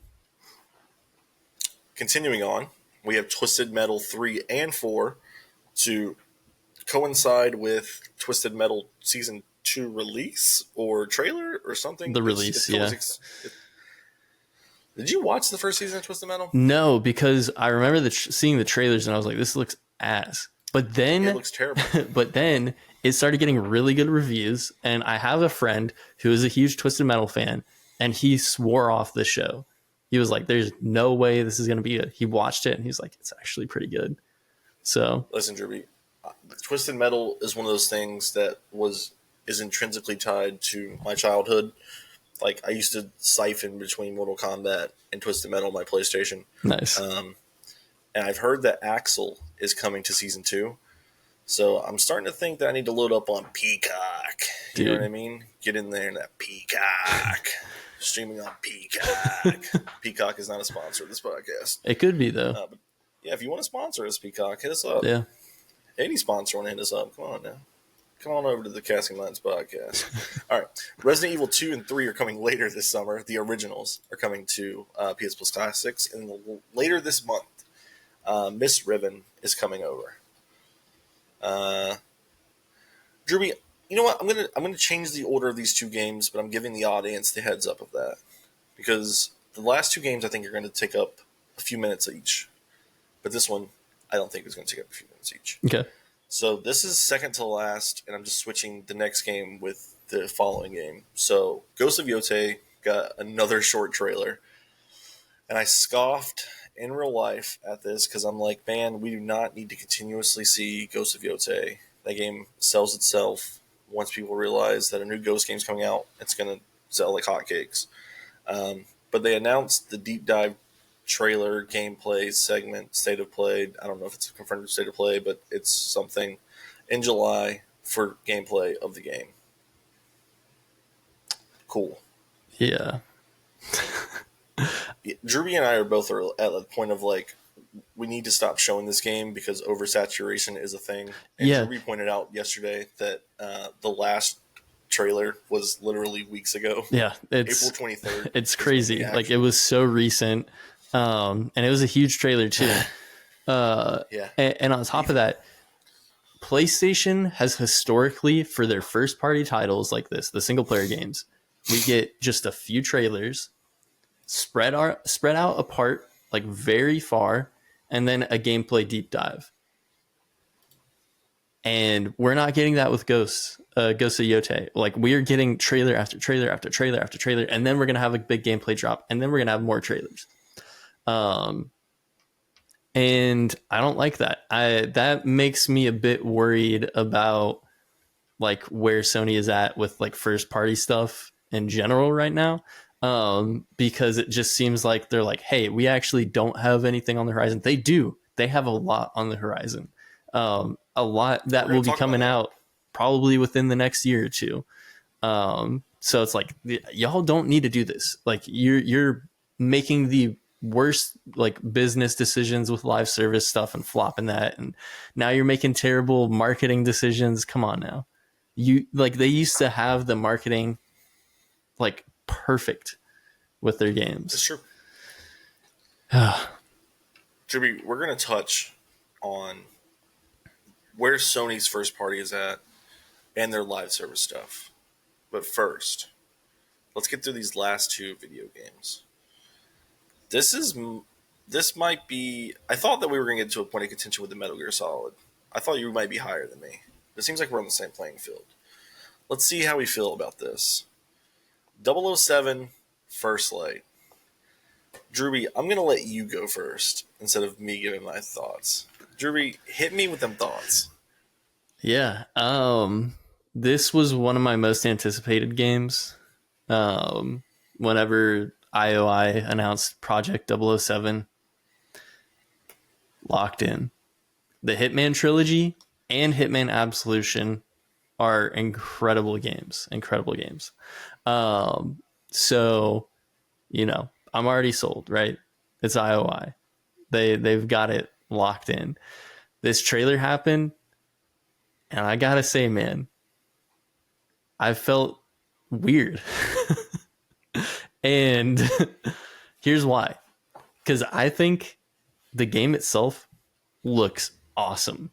Like genuinely, the snippets of gameplay that we got, I can't wait to see like an actual gameplay showcase because the combat, the gunplay looks so fast paced and snappy. The only thing I can compare it to is John Wick. Like it has that like really like high paced action that John Wick would have, which we haven't really like seen that in a third person game before. Like we just haven't had that like that kind of action in a third person shooter. The closest thing to it where it's like very cinematic, I think, is The Last of Us 2. But that's like that's a different paced kind of combat. But like to have combat that's going to be like this fast paced, if it actually is this fast paced, I'm going to be really excited about it. I also love how gadget heavy this is. The Daniel Craig films, love them to death.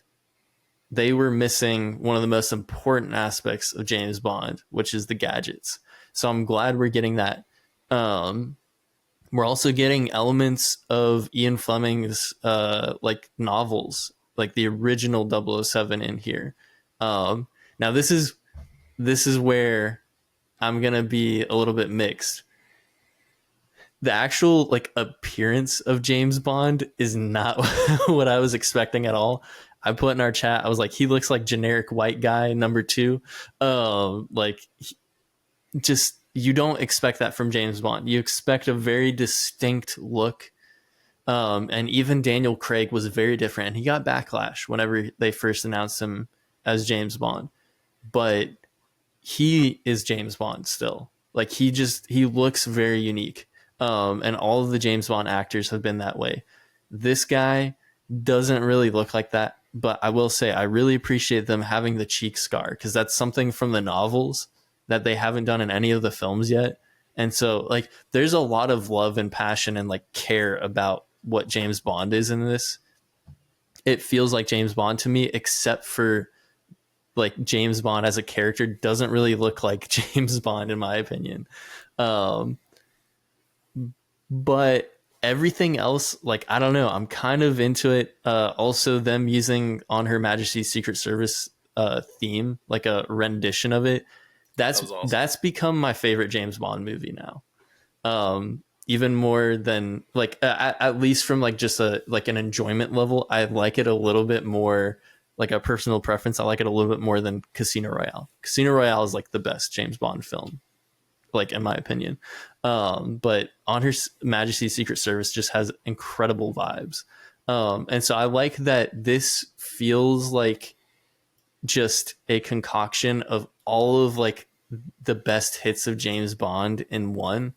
And they're also doing something new where it's like, this is James Bond's origins. And I think if they're doing what I think they're going to do, hopefully they're going to have a trilogy and we get to grow with this character over the course of the trilogy. I think that would be really cool. But yeah, I don't know. I'm really hyped for this. There's just like a few things where I'm like, I don't know how I feel about this. The other last thing I'll say It's not as visually stunning as I was expecting it to be.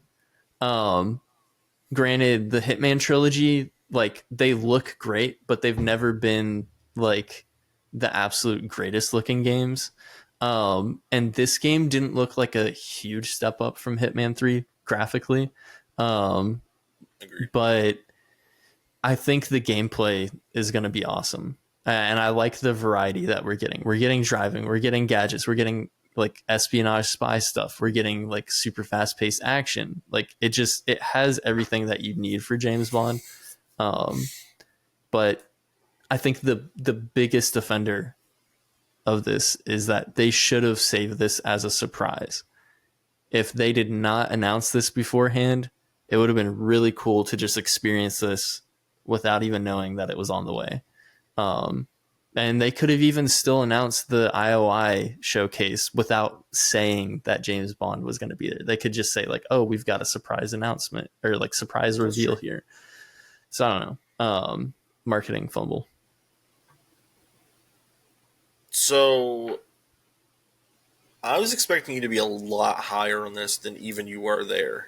And I feel like you were being very generous. Maybe not generous, but just like your happiness level is a little bit higher than mine. But I'll also say that you're a bigger James Bond fan than I am. So I'll preface with that. I've seen a handful of James Bond movies. I've not seen a single Daniel Craig movie, which is probably surprising to Man, most of the audience. Um, I've seen at least one James Bond from everyone else except for him. At least one. But I've seen over a handful at this point, and I really enjoy them. I think this trailer encapsulates a lot of what James Bond is. Um, but and originally I was like, IO developing this from Hitman is perfect. And then I saw this trailer and I was like, maybe it wasn't a perfect fit. But hear me out. I think the gameplay looks good. I think there's something about the characters, and this is probably, and it might just be a me thing, but it feels so floaty. And what I mean by that is that like Hitman being a little bit further away, like the camera being a little bit further away, I think really works for that, right? But I feel like with James Bond and the way that these movies, maybe not are filmed, but like are felt, like you feel the action in those movies. And in this one, it feels like I'm so far away from Bond camera wise mm, that like it feels as if I'm watching it versus like actually like experiencing it, if that makes sense. I also think that in a video game medium, it needs to do a little bit more. And I think that the problem with this trailer for me is that it showed and teased all the gadgets and like the actual combat and all that kind of stuff. Whereas like I need to see what a mission looks like. Just give me one mission yeah, of like I need to see how the gadgets work. I want to know how the driving feels because there's a snippet of like them like teasing the driving. Like that's a huge part of James Bond movies, at least that I've seen. yeah, Um, like I need to see more because like for me, and I know that it's so intrinsically tied with Hitman. This developer is in the studio, and it felt like Hitman, but more James Bond. But at the same time, like that's why I'm so torn on this. Is like there's so much that I like, and then so much I'm like I need more to properly digest it. I think because I like you can tell they really went out and did something different. Like this is the most cinematic, most narrative driven thing they've done. yeah, Like Hitman's aren't super narratively driven. You can tell that this one is like there's a idea, there's a narrative there that they want to sell you. Another thing that I think is just because it's so different is that Hitman, you are the set pieces, right? Whereas in Bond, you have to create them. And I think that not even from like a scripted thing per se, but like if there's a helicopter chase or like if there's like a snowboarding section, if there's like a car chase, like there's not going to be too much creativity there. I don't think, at least in this first one. but I think that for what they're trying to sell right now is like the origin story of James Bond. I think that I'm in. I think that I'm like fully like ready to put everything in for this because I know that the gameplay is going to be at least good. It's just like how much of a James Bond is this going to feel like versus an IO game? Does that make sense? Yeah. Yeah. Like I'm just not used to the cinematic nature of IO, and I think that that's where my weirdness is coming in so far.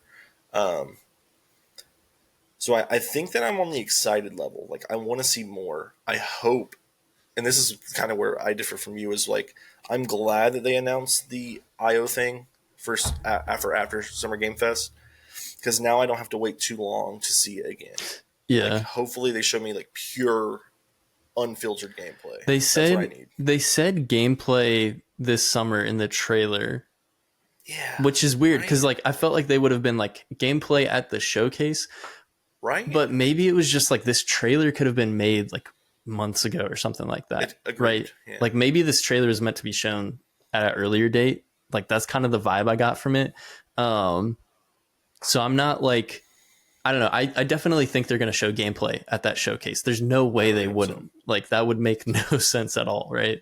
Um, so I really hope so because I think once we actually, regardless of how it'll look, like I think the game is going to be good, right?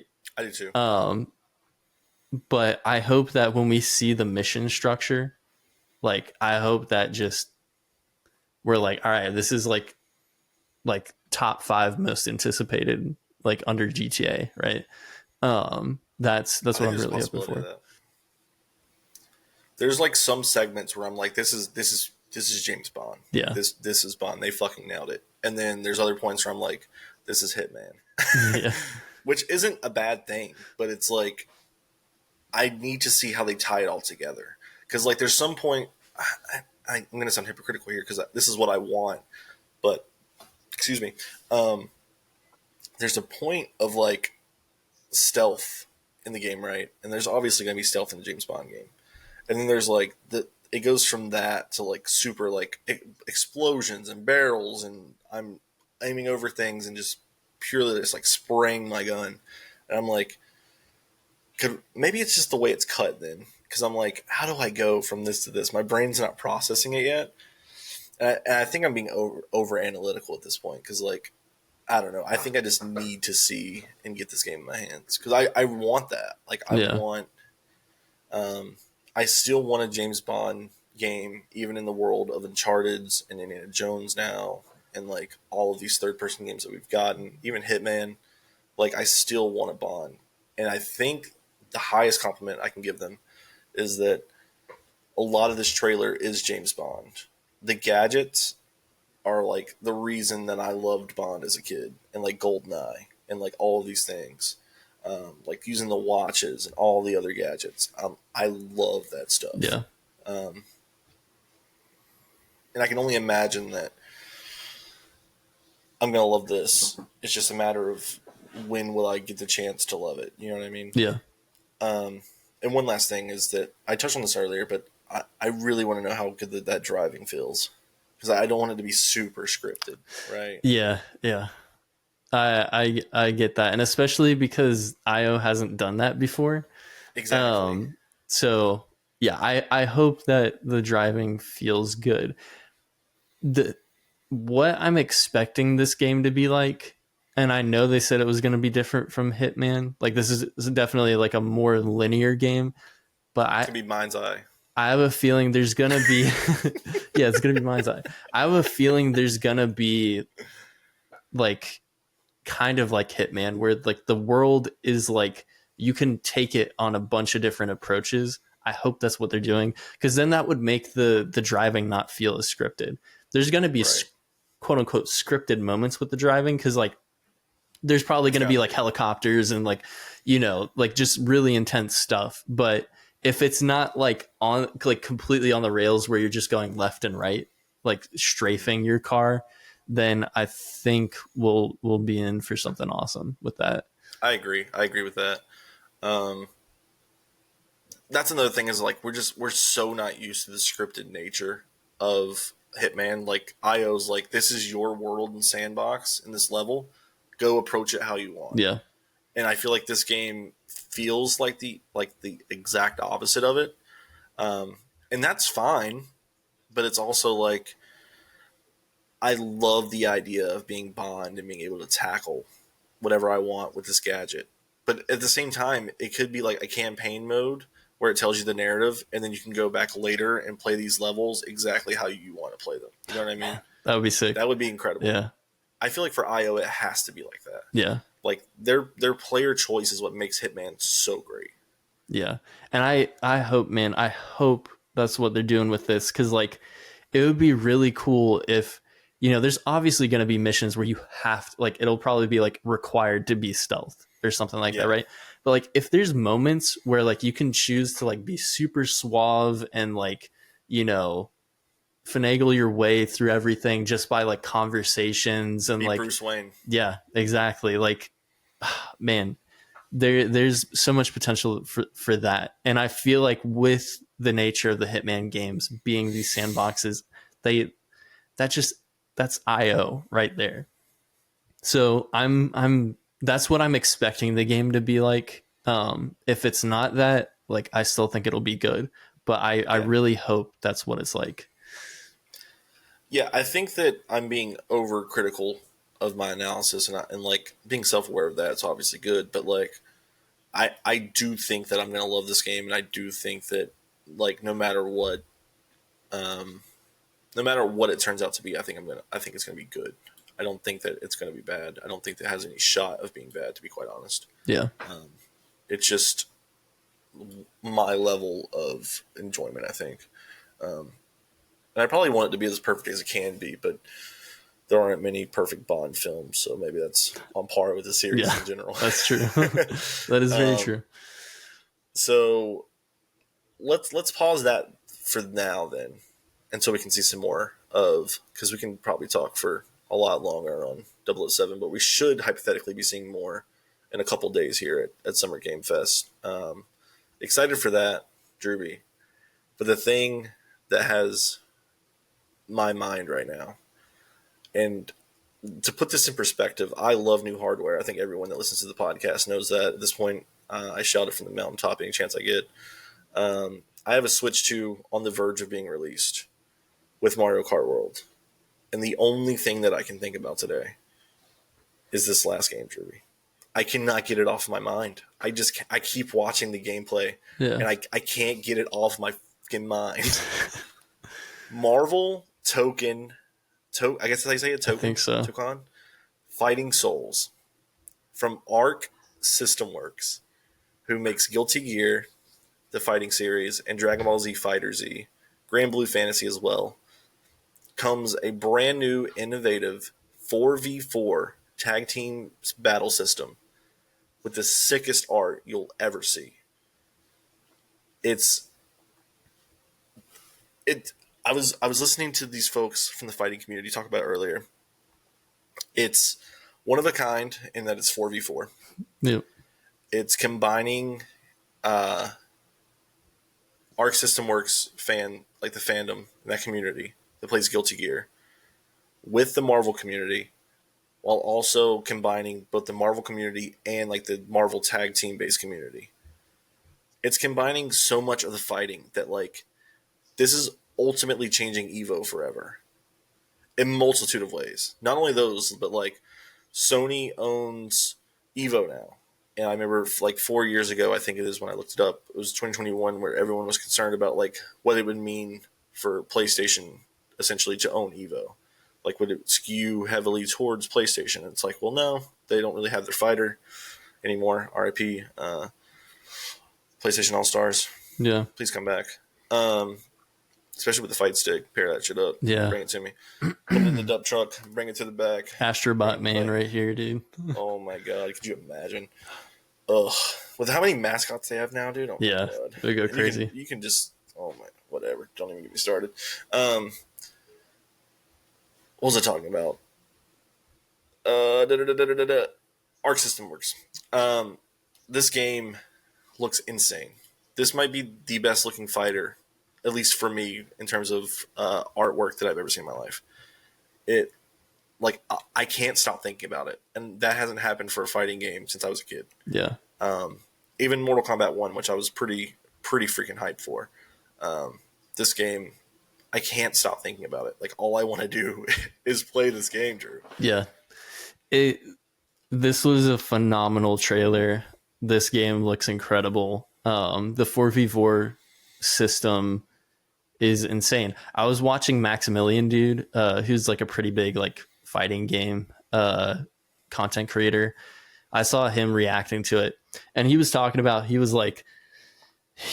you know, having a 3v3 tag system is already like difficult enough. He's like, it, you know, feels like you have to have a bunch of buttons and like all this stuff to be able to do it. So he's like, what do you mean you can have a 4v4? You're going to have like 19 buttons with all these different attachments. And he like threw on like a 3D model of like what it would look like for a PS, like a DualSense controller. And he was like, there's just no way this is happening. Then he watched the trailer and he was just floored, blown away. This game looks incredible. I am totally with you. I think it's the best looking fighting game in terms of the visual. Um, like the graphics look incredible. The art direction is top tier.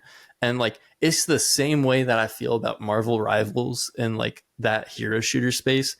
There's not another, like, I mean, Overwatch 2 looks great, right? But like Marvel Rivals is such a unique looking game. And that's what this new fighting game is like for me. It's so unique looking that like I want to see more fighting games in this space. I'm tired of like the Mortal Kombats, the Injustices, like of doing the more realistic look. Like just go crazy with your visuals. Do something different and unique with it. Um, I'll say this just like with Marvel Rivals, this game coming out, like it just makes me want DC to like get games that are on this level of quality, because there's no excuse for them not to. And like Injustice 3, I'm gonna get super hyped for, but like it's gonna be hard to even compete with this, honestly, because I this agree. just looks incredible. I think the problem with that is that Injustice 3 is the third iteration in a series that we've already known. And like Injustice when he came out was revolutionary in just terms of like we took Mortal Kombat and we applied DC characters to it. And like before then, of course, we had Mortal Kombat versus DC, but even that was different. Like Yeah, Injustice took it and made it its own thing. But with Injustice 3, they would have to do something really unique in order to capture some like lightning in a bottle that isn't just more Injustice, right? yeah, And I think that if anyone's going to do it, it could be NetherRealm. And I do look forward to Injustice 3, but I also love the fact that this is so drastically different. Speaking of the Marvel Token series, of course, being so drastically different. Like I don't want a realistic Marvel fighting game. In my opinion, I don't want no, that. Like this is what I want when I think of Marvel. yeah, Like super comic booky, and like DC Comics, it's a meme that like it's always dark and gritty, and like Snyder, it's always dark and gritty. But like, yeah, that's why I love Injustice 2. Like the grit of that game is impeccable, and you can't really find that in the fighting game space at the moment. Like yeah, even Mortal Kombat doesn't get the dirty gritty that Injustice does. Um, like there's I don't know, there's something really special about the Injustice series, but I need something more for 3. But going back to this, like 4v4 is insane, and like thinking back to it yesterday, I remember like 3v3 is a lot. And even in like there's like a little docu series at the end of this that everyone should watch. Even if you don't watch the entire state of play, I recommend you watching this. Even if you're not a huge fighting game fan, like I'm not a massive fighting game fan, nor am I a huge Arc System Works fan. Like I love the idea of Guilty Gear, but that game is so incredibly difficult with like learning curves and stuff. I don't know if I'll ever be good, but like a game like this where it looks like this and it's totally up my alley, I'm totally willing to invest so much time into like actually getting good at this game just because it's so much fun to look at. yeah, Every character design is perfect in my opinion. Like, I think everyone looks exactly how I'd want them to. With it being 4v4, the roster has to be so insane at launch. Like, we're talking like dozens of characters, Yeah. right? Like, and if there's anyone I would trust in the fighting game community after DBZ Fighters or Fighter Z, I think they confirmed it was called Fighters. Um, it's them. Like, Fighters is such like, it goes so deep in its mechanics, but it's also like so user friendly because like I definitely, so I have a good friend named Evan who is a Dragon Ball Z god in terms of lore, fighting games. Like, he plays every Dragon Ball game. Um, he is or was amazing at fighters, and I could still beat him without like having the knowledge that he had, just because it's open to like casual play. Yeah. And I think that's what's exciting, is that it can go so deep, but casuals can also get in there and play Yeah. it, And right? especially with it being Marvel, like, they're going to make it casual Exactly. enough for anyone to hop in. We could do an entire podcast episode, maybe we will, about how the state of Marvel in video games at the moment, because we just had the announcement of the Black Panther game getting canceled and the studio got shut down. Yeah. And then we have this come out. A PlayStation Studios, like, they're not actual PlayStation Studios, but they're publishing it, right? Yeah. They're help funding it, getting it off the ground. They approached with the goodwill of having Spider-Man on PlayStation. They were asked by Marvel to make this. They went to Arc System Works and was like, "Hey, we think that you guys are perfect for this." And they were like, "Do we? We don't even know if we can make something like this."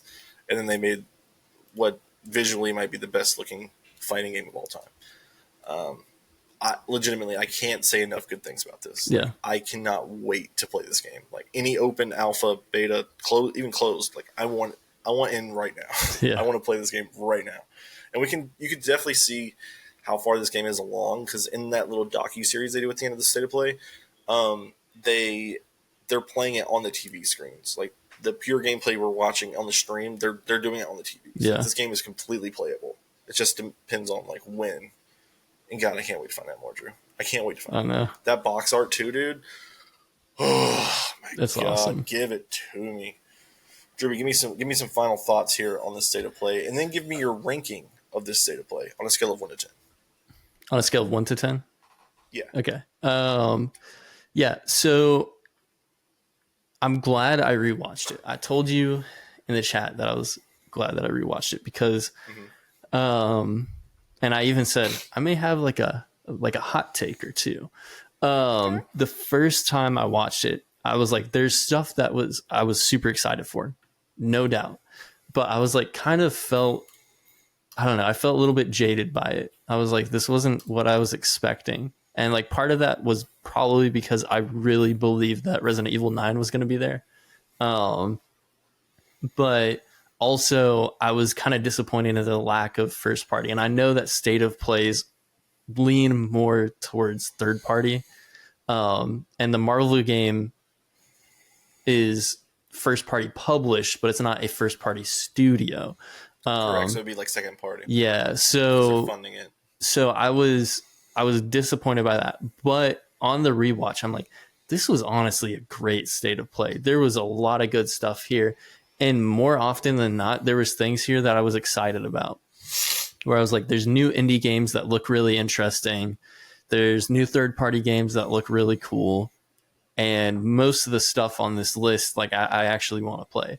So I think this was a very good state of play. And I think the people hating on it are just wrong and dumb. Agreed. That's like just the easiest way to put it.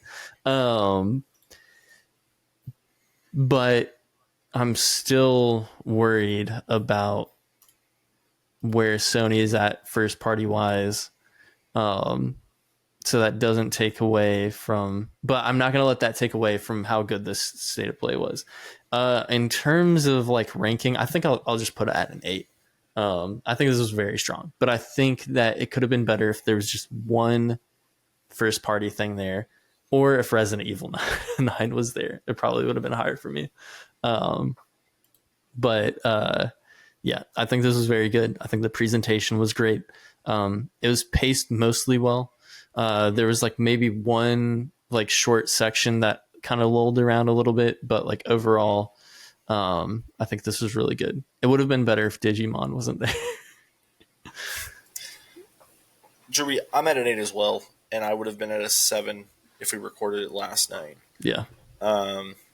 Which I'm glad we had time to stew on it and whatnot, and rewatch, and like get our expectations down. Because I honestly, we're all reacting to these things. It's like there was a rumor for the folks who aren't like chronically online as we are. There was a rumor that there was a 2.5 Metroidvania God of War game developed by Sony Santa Monica featuring, I think it's Deimos from Greek mythology, who's the brother of Kratos. Yeah. That whole like apparently that's still a real thing, and it could be at Summer Game Fest. But it was rumored to be here. A lot of people expect things to be here, and they'll trash it. Like I was watching the official PlayStation YouTube stream last night or yesterday at work, and like everyone was just like posting LLL, and I know it's the internet. People can like the anonymity of it allows people to say things that they don't even believe just to get reactions. But like this was a very good showcase. This has indie games that you haven't seen before ever. And like Romeo was a Dead Man. Pragmata, which is going to be a fantastic third-party game, whether you like that or not. It's fine. You don't have to like it. Baby Steps, a new Bloodstained game. Final Fantasy Tactics remake and the original in one package. Mortal Kombat Collection in one package. Metal Gear Solid Delta trailer. Neo 3 announcement with a demo. Another VR title for those folks who like VR. And it's not overbearing. There was hardware in the fight stick. There was an announcement of a brand new fighting game published by Sony, who just bought Evo. Like, and with a fight stick, this is them being like, we're all in on fighting. And if you're not a fighting game fan, I understand your disappointment, and I understand that like even like the Resident Evil 9, which a lot of industry insiders are being like, yes, this is definitely gonna like be here, and it wasn't. And I get like being let down by that, but that's also not the showcase's fault. You know what I mean? Yeah. So like that's why I'm glad that like reasonable people like yourself, Drewby, can like disassociate like that being a thing. Like I'm sad that Resident Evil 9's not there either. I can't wait to see what that game looks like. Yeah. But in the same breath, it's like we know that's coming, right? And it not being there doesn't hurt this showcase when there's so much good there. Yeah. The Tides of Tomorrow is something so unique. We haven't seen something like that before. Exactly. Looking back at how wrong I was about Sea of Remnants, I'm like, I'm actually kind of intrigued by this now. Like, I want to know what this looks like more. Read the blog post. It's really good. Yeah, I have it pulled up from that when we were talking about it. I had it pulled up in a tab. Sword of the Sea, another great indie game that's coming out from people who make really good indie games. We got the first look at 007, and whether like I know that you didn't like it being placed here, but the fact that it's there is a huge get for PlayStation. You know what I mean? Yeah. Ghost of Yotei, neither one of us liked that it was there, but it's like it's another reminder of like, hey, we do have a first party game coming this year, right? And Drewby, to get here, the end, right? We are at the end of the Sony showcase, but we're not done talking PlayStation yet. We have one final segment to talk about. You alluded to it, maybe even said it verbatim at the end of your closing. And just to put the bow tie on what I think about this, I also give it an 8 out of 10. I think I might have already said that. I was giving it a 7 last night, but an 8. I think this is a very good showcase. I think having Wolverine or just something even that we know about, something first party pushed up, would have made it amazing probably. Excuse me. But unfortunately, that's just how the cookie crumbles, right? But this segment is important to at least me to talk about. So I'm going to pose the question to you, Drewby. Is Sony making a mistake by not announcing everything they're working on, or at least giving you a nod to everything they're working on? Because after you answer the question, I'm going to break it down for you, studio by studio, about what we know and what we don't know. But I want to know what you think first. Yeah. I think it's a massive mistake. Massive Okay. mistake. All right. And here's why. We are 5.5 years into the PlayStation 5, right? Why are we so in the dark for games that we know are coming? Like, we don't know what they are, but the big studios who have been working on games for years and years now, no word. And I get that PlayStation is generally like, hey, we'll announce a game closer to when it's releasing. And that's fine. It's fine if there's still like, but like these games are going to come out before the next PlayStation drops, right? So it's like, some of these games are going to be 2 years away. Some of them are going to be next year. Why aren't we getting anything? Even if we get a CGI trailer, like, I don't care. Like, I know PlayStation isn't, like, historically, at least lately, that's not really been their thing. But I think Yeah. it would really help feel like that we aren't like going this entire generation without a ton of like first party games. Because that's where a lot of people are at right now. They're like, where are my games? Where are my games? You see it on Twitter all the time, even from PlayStation fans. They're like, there's no games on PlayStation. There are, but it doesn't feel like it because they've been so radio silent on a lot of stuff. And I think that's bad. And I think it's in poor taste with Marathon having a PR shit show right now and that not being acknowledged right now. And then, that game not having the trailer here, because before that PR nightmare happened, they were supposed to, like, it's been confirmed they were gonna have a big like marketing blowout with the game again. They were gonna have a new Yeah. trailer and everything. So it's like, is that being delayed again? Like I said on our last recording, it should be delayed, but that being radio silent, don't like that.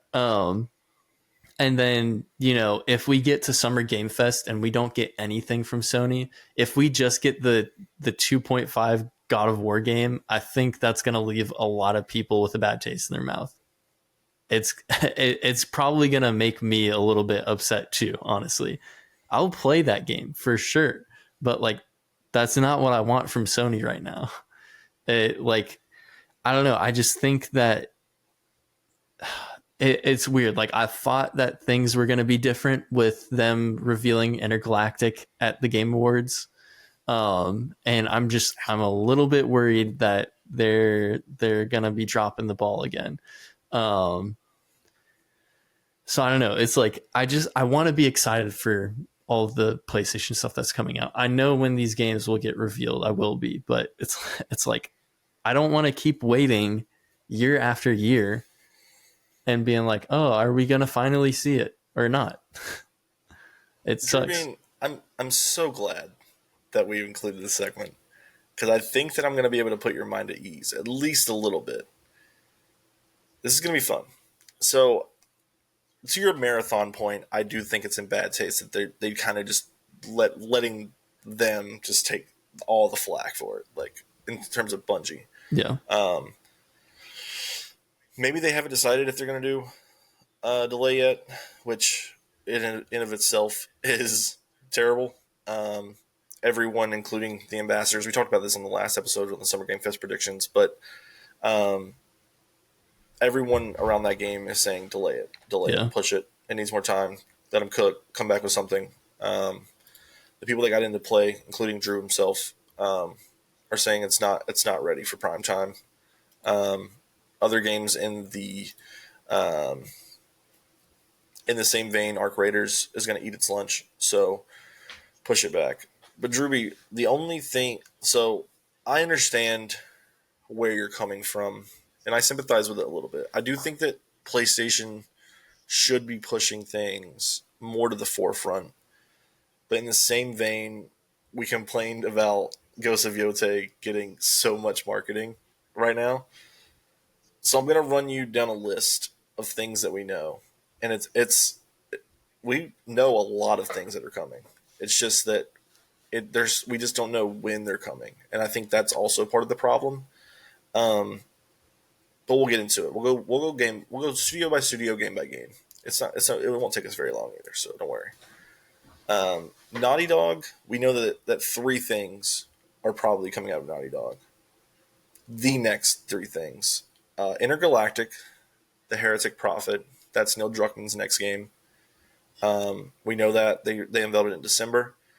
I think that late last year, Sony realized that hey, we fucked up this generation.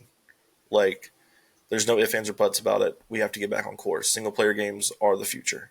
Yeah. And I think that the last three times that Sony has shown up anywhere, whether that was the Game Awards, February State of Play, June State of Play, they've really shown that they're giving fans what they want. And I'll continue.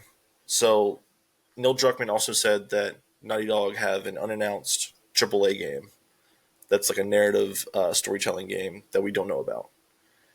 We don't know what that is, but it is confirmed that there's 2 games going on at Naughty Dog right now. That's exciting. Yeah. That means that they could relatively come out close together, just like CD Projekt Red's currently working on both The Witcher 4 and Cyberpunk 2. And then The Last of Us 3, Part 3, is going to happen after Intergalactic. I do not think that he leaves that as a duology. I don't think the way that The Last of Us 2 ends, that Neil is ever going to feel comfortable ending it there. So that's just Naughty Dog. Team Asobi is unconfirmed, but you can put all of your chips in. I'm all in on Astrobot 2 happening. 100%. There's no way in hell that Astrobot 2 isn't happening. It won Game of the Year. Those games they don't cost that much money. And it also sold super, super well. Exactly. So Sony is pushing everything to the forefront of that. Yeah. Team Asobi is making an Astrobot game. Sucker Punch. We have Ghost of Yotei and a multiplayer project. We don't know what the multiplayer project is yet, but obviously Ghost of Yotei is coming out this year. That wraps up Sucker Punch. You know, they're a relatively smaller studio. Just in terms of like, they're not going to be making multiple massive games at the same time. And Ghost of Yotei is a huge game. It took 4-ish years to make the sequel to Tsushima. So those 3 are huge gets that we know everything about. Yeah. Then we get to Sony Santa Monica. Cory Barlog's new IP, presumably in space. Probably a new huge AAA God of War game. Whether it's spoiler for Ragnarok, Atreus, his journey, right? The heavily rumored 2.5 Metroidvania God of War title, starring Kratos' brother, right? Those are 3 games from Sony Santa Monica, 2 of which you can bet your bottom dollar on. Cory Barlog, we already know, is working on a new IP. Everyone in the ROM knows that. We just don't know what it looks like. And I would presume that's the next big thing Sony shows. Right? And then we go to Insomniac, which this is my troubling studio, which before the leak, I would have never had a worry or doubt about Insomniac. Yeah. Right? But Wolverine got announced in 2021. That was the last time that we heard about Wolverine. Wolverine got leaked massively. Story, literally assets. Like, Wolverine was playable via the web. Like, people were playing it on Microsoft Edge on Xbox Series X. Yeah. Disaster, right? But we had a whole, like a decade plus span of what they were doing. And now we can't even get a word on Wolverine. You would presume. So for those who don't know about the leak, it was Wolverine. There was a Venom game, like kind of like a Miles Morales level Venom game. Spider-Man 3 was in there. Wolverine, of course. Then they were leading up into like X-Men in like the 2030s. It was a lot of Marvel and a few Ratchets.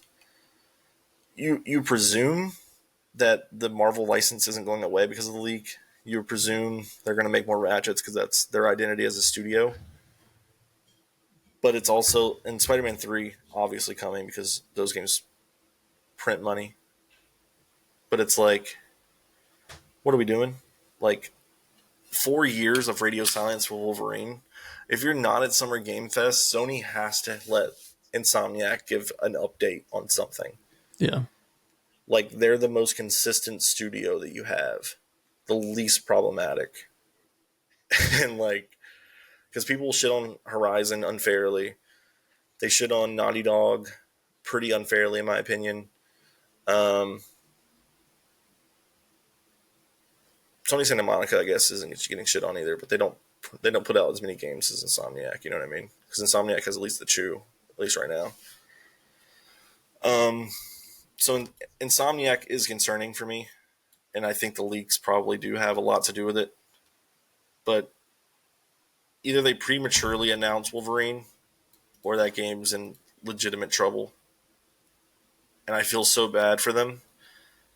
But at a certain point, just to get people off your back, I feel like you have to come out and say like Wolverine's still coming, or just like tease it, give like another Yeah. little teaser. It's not like they announced it with gameplay anyway. Just be like, do like Pragmata did, and do a little meme Yeah. of being like, "Yeah, I'm still here, mate," or whatever. I don't know. I'm not Wolverine. I don't do voices. All right, so moving on, Dribby. And these are a little bit faster because it's the smaller studios, kind of ish. We'll get to it. Polyphony Digital, next Gran Turismo. It's PlayStation's racer. Of course, it's coming, right? Gran Turismo Yeah. 8, no doubt. Gorilla, Horizon 3, and Horizon multiplayer game. Is it exciting? A little bit, I guess, for the single player one, but like multiplayer, whatever. But it's like we know what they're doing, at least. Yeah. Job hirings and job postings tell us what they're doing. And another two studios that unfortunately have lost pretty much everything is Bend and Bluepoint, who are working on two different things. So Bend was working on a hybrid game that was a single player, multiplayer kind of deal. That got canned. Um, Unfortunately, we're not going to see them or Blueprint probably until the PS6 because of how recent those games were.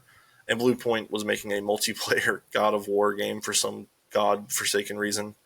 Sony really fumbled this generation in a lot of ways. They could have had a lot more games come out, but they chased a trend, and the trend failed, so now they're having to revert.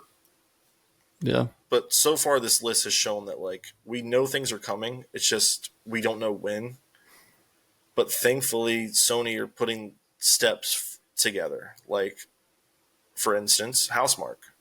We know what their next game is. It's Sorrows. It comes out next year. It's more narrative driven. Apparently, it has Raul Coley starring in it. That's a huge get Yeah. for Housemark, who used to make bullet hell games. Well, I guess Returnal still is bullet hell, but like they're not traditionally like the huge AAA studio, right? But we know what's coming from them now because of that state of play.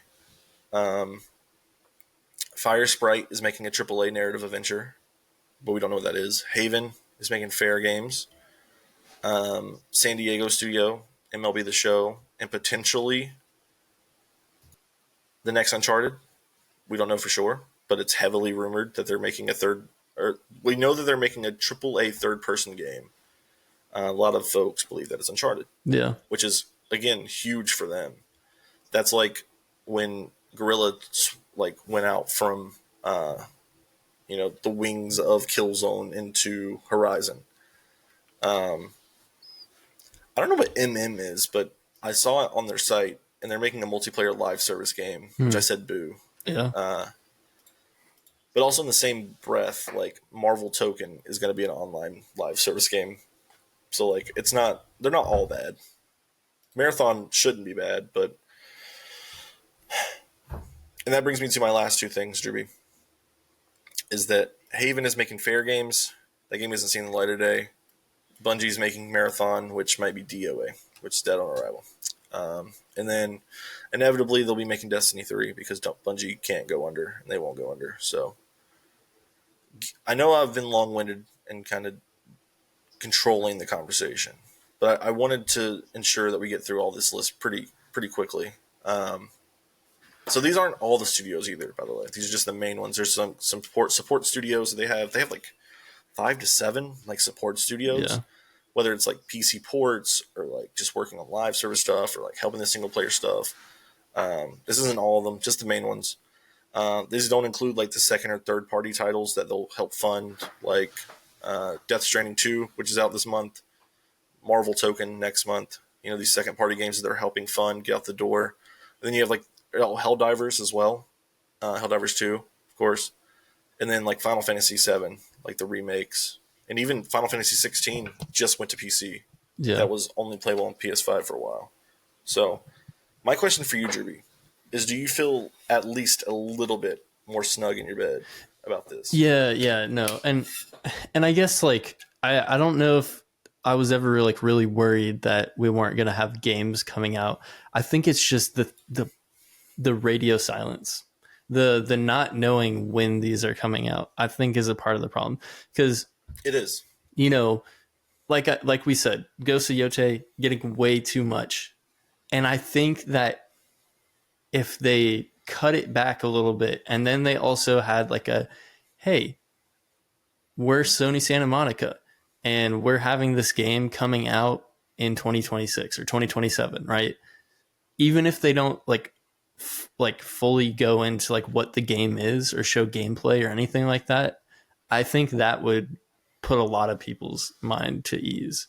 And they would know that like, hey, we've got a ton of games coming out in the next few years. So You know what I think they should do, Drewby? what's that? They have 2 distinct marketing things. They have the Sony State of Play, which we know what it is. It's mostly third party. They're helping them out, you know, throwing some indies some bones because, I mean, Sony does love the indie games. Yeah. They can keep doing these State of Plays every 3 to 4 months. But what they need to do is in September, they open the show with the Ghost of Yote's final trailer. Hey, this is coming out in 3 weeks. If you want gameplay, it's out there on the internet. Whatever. Just a teaser, right? Then they start teasing and showing everything else. Just give me an hour long, open with Ghost of Yote, close with, let's see, what do you want to close with? We can go to Horizon 3, since that sells a shit ton. Just give me Aloy standing in the next location, give me the title, say 2028. At this point, at the end of 2025, if you say 2028, that's 2 years away. You know? Give me another trailer for Intergalactic. If you haven't announced the next God of War yet, announce that, or Cory Barlog's game. Give me a trailer or a teaser from every one of your big studios, and all of this goes away.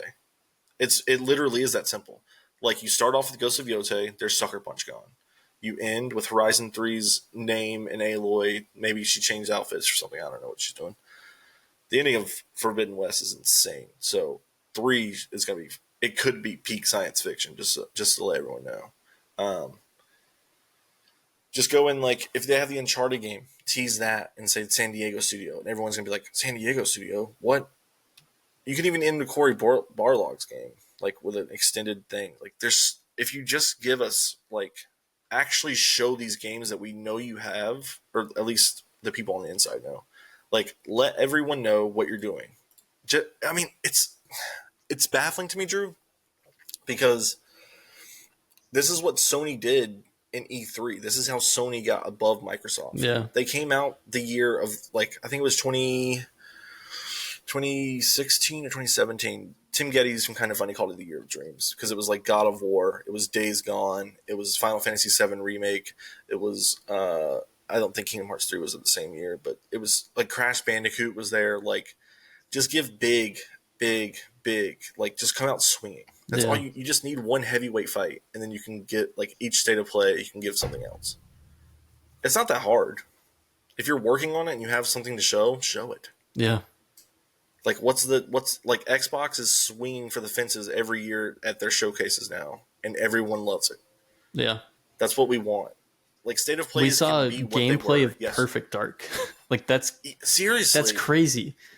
With no date, like no release year. Yeah. It could release in 2026, and like they could do this exact same thing for Intergalactic next year in 2026. They can come out with a summer showcase and be like, Intergalactic's here. You'll see it next year. It's not hard. No. It's really like and this company needs good PR because they're about to have once like Concord failure, Fair Games is going to be a failure, Marathon might be a failure. Last of Us Factions gone. That could be 4 games right there, just gone. Yeah. In like that. If Wolverine got rebooted, that's hundreds of millions of dollars down the drain already, and you're putting at least $100 million at least for where it was in development. It's crazy. Yeah. Like, there's a lot of good things that Sony is doing. It's out there on the internet, and I know that's not everyone's responsibility to do that because it's PlayStation's. But like, even for people that like live and breathe this stuff, like yourself, like it's still good to have like a list like this of being like, they're coming. It's just, when is Sony going to give it to me? Yeah. And not even give me the game. It's like, give me the information. Yeah. I don't need to see full blown gameplay for stuff because it's like all of these sequels are like, you know, brand new IPs from studios that are proven for like decades now. It's like, I don't need gameplay. Just give me a release window, or maybe not even do that. Just say like, hey, this game is coming. Like, that's what Xbox does. They don't even put dates on on a lot of their stuff. They didn't put a date on E-Day. They didn't put a date on Perfect Dark. They didn't put a date on Fable the first time they showed it. But it got people hyped. It got people talking. It got people realizing like, hey, Xbox has a lot of great stuff on the horizon. You come out with a new Naughty Dog game, even if it's just the title, people are going to eat it up. Yep. Any Santa Monica game, you tease a God of War title, like just even if it was just like another adventure for another character, right? Boom. Everyone's talking about God of War. Yeah. These are heavyweight video games. This is what people want to see. That's why everyone's like L. Ooh, a fighting game. Ooh, an indie game. Ooh. It's like they want God of War. Yeah. They want The Last of Us Part 3 just to complain about. Like, I don't know. Sony's doing a lot of good stuff, but it's also a reminder that they're not where they used to be. And they could easily just get right back there. Yeah. With one showcase. Yeah. That's all it takes. It's so crazy. All it takes. Whatever. All right, y'all. We have talked about PlayStation extensively. And fortunately, it's likely not going to be the last time we talk about PlayStation this week. Because as a reminder, this is Summer Game Fest week. This is E3 week. In essence, this is the best time of year to talk about video games. It's the reason this podcast exists. It's the reason that we love video games so much as we do. So as a reminder, Summer Game Fest predictions episode, where Drew and I guess 5 things that we think are going to be there at the showcase, around the showcase, and close the showcase.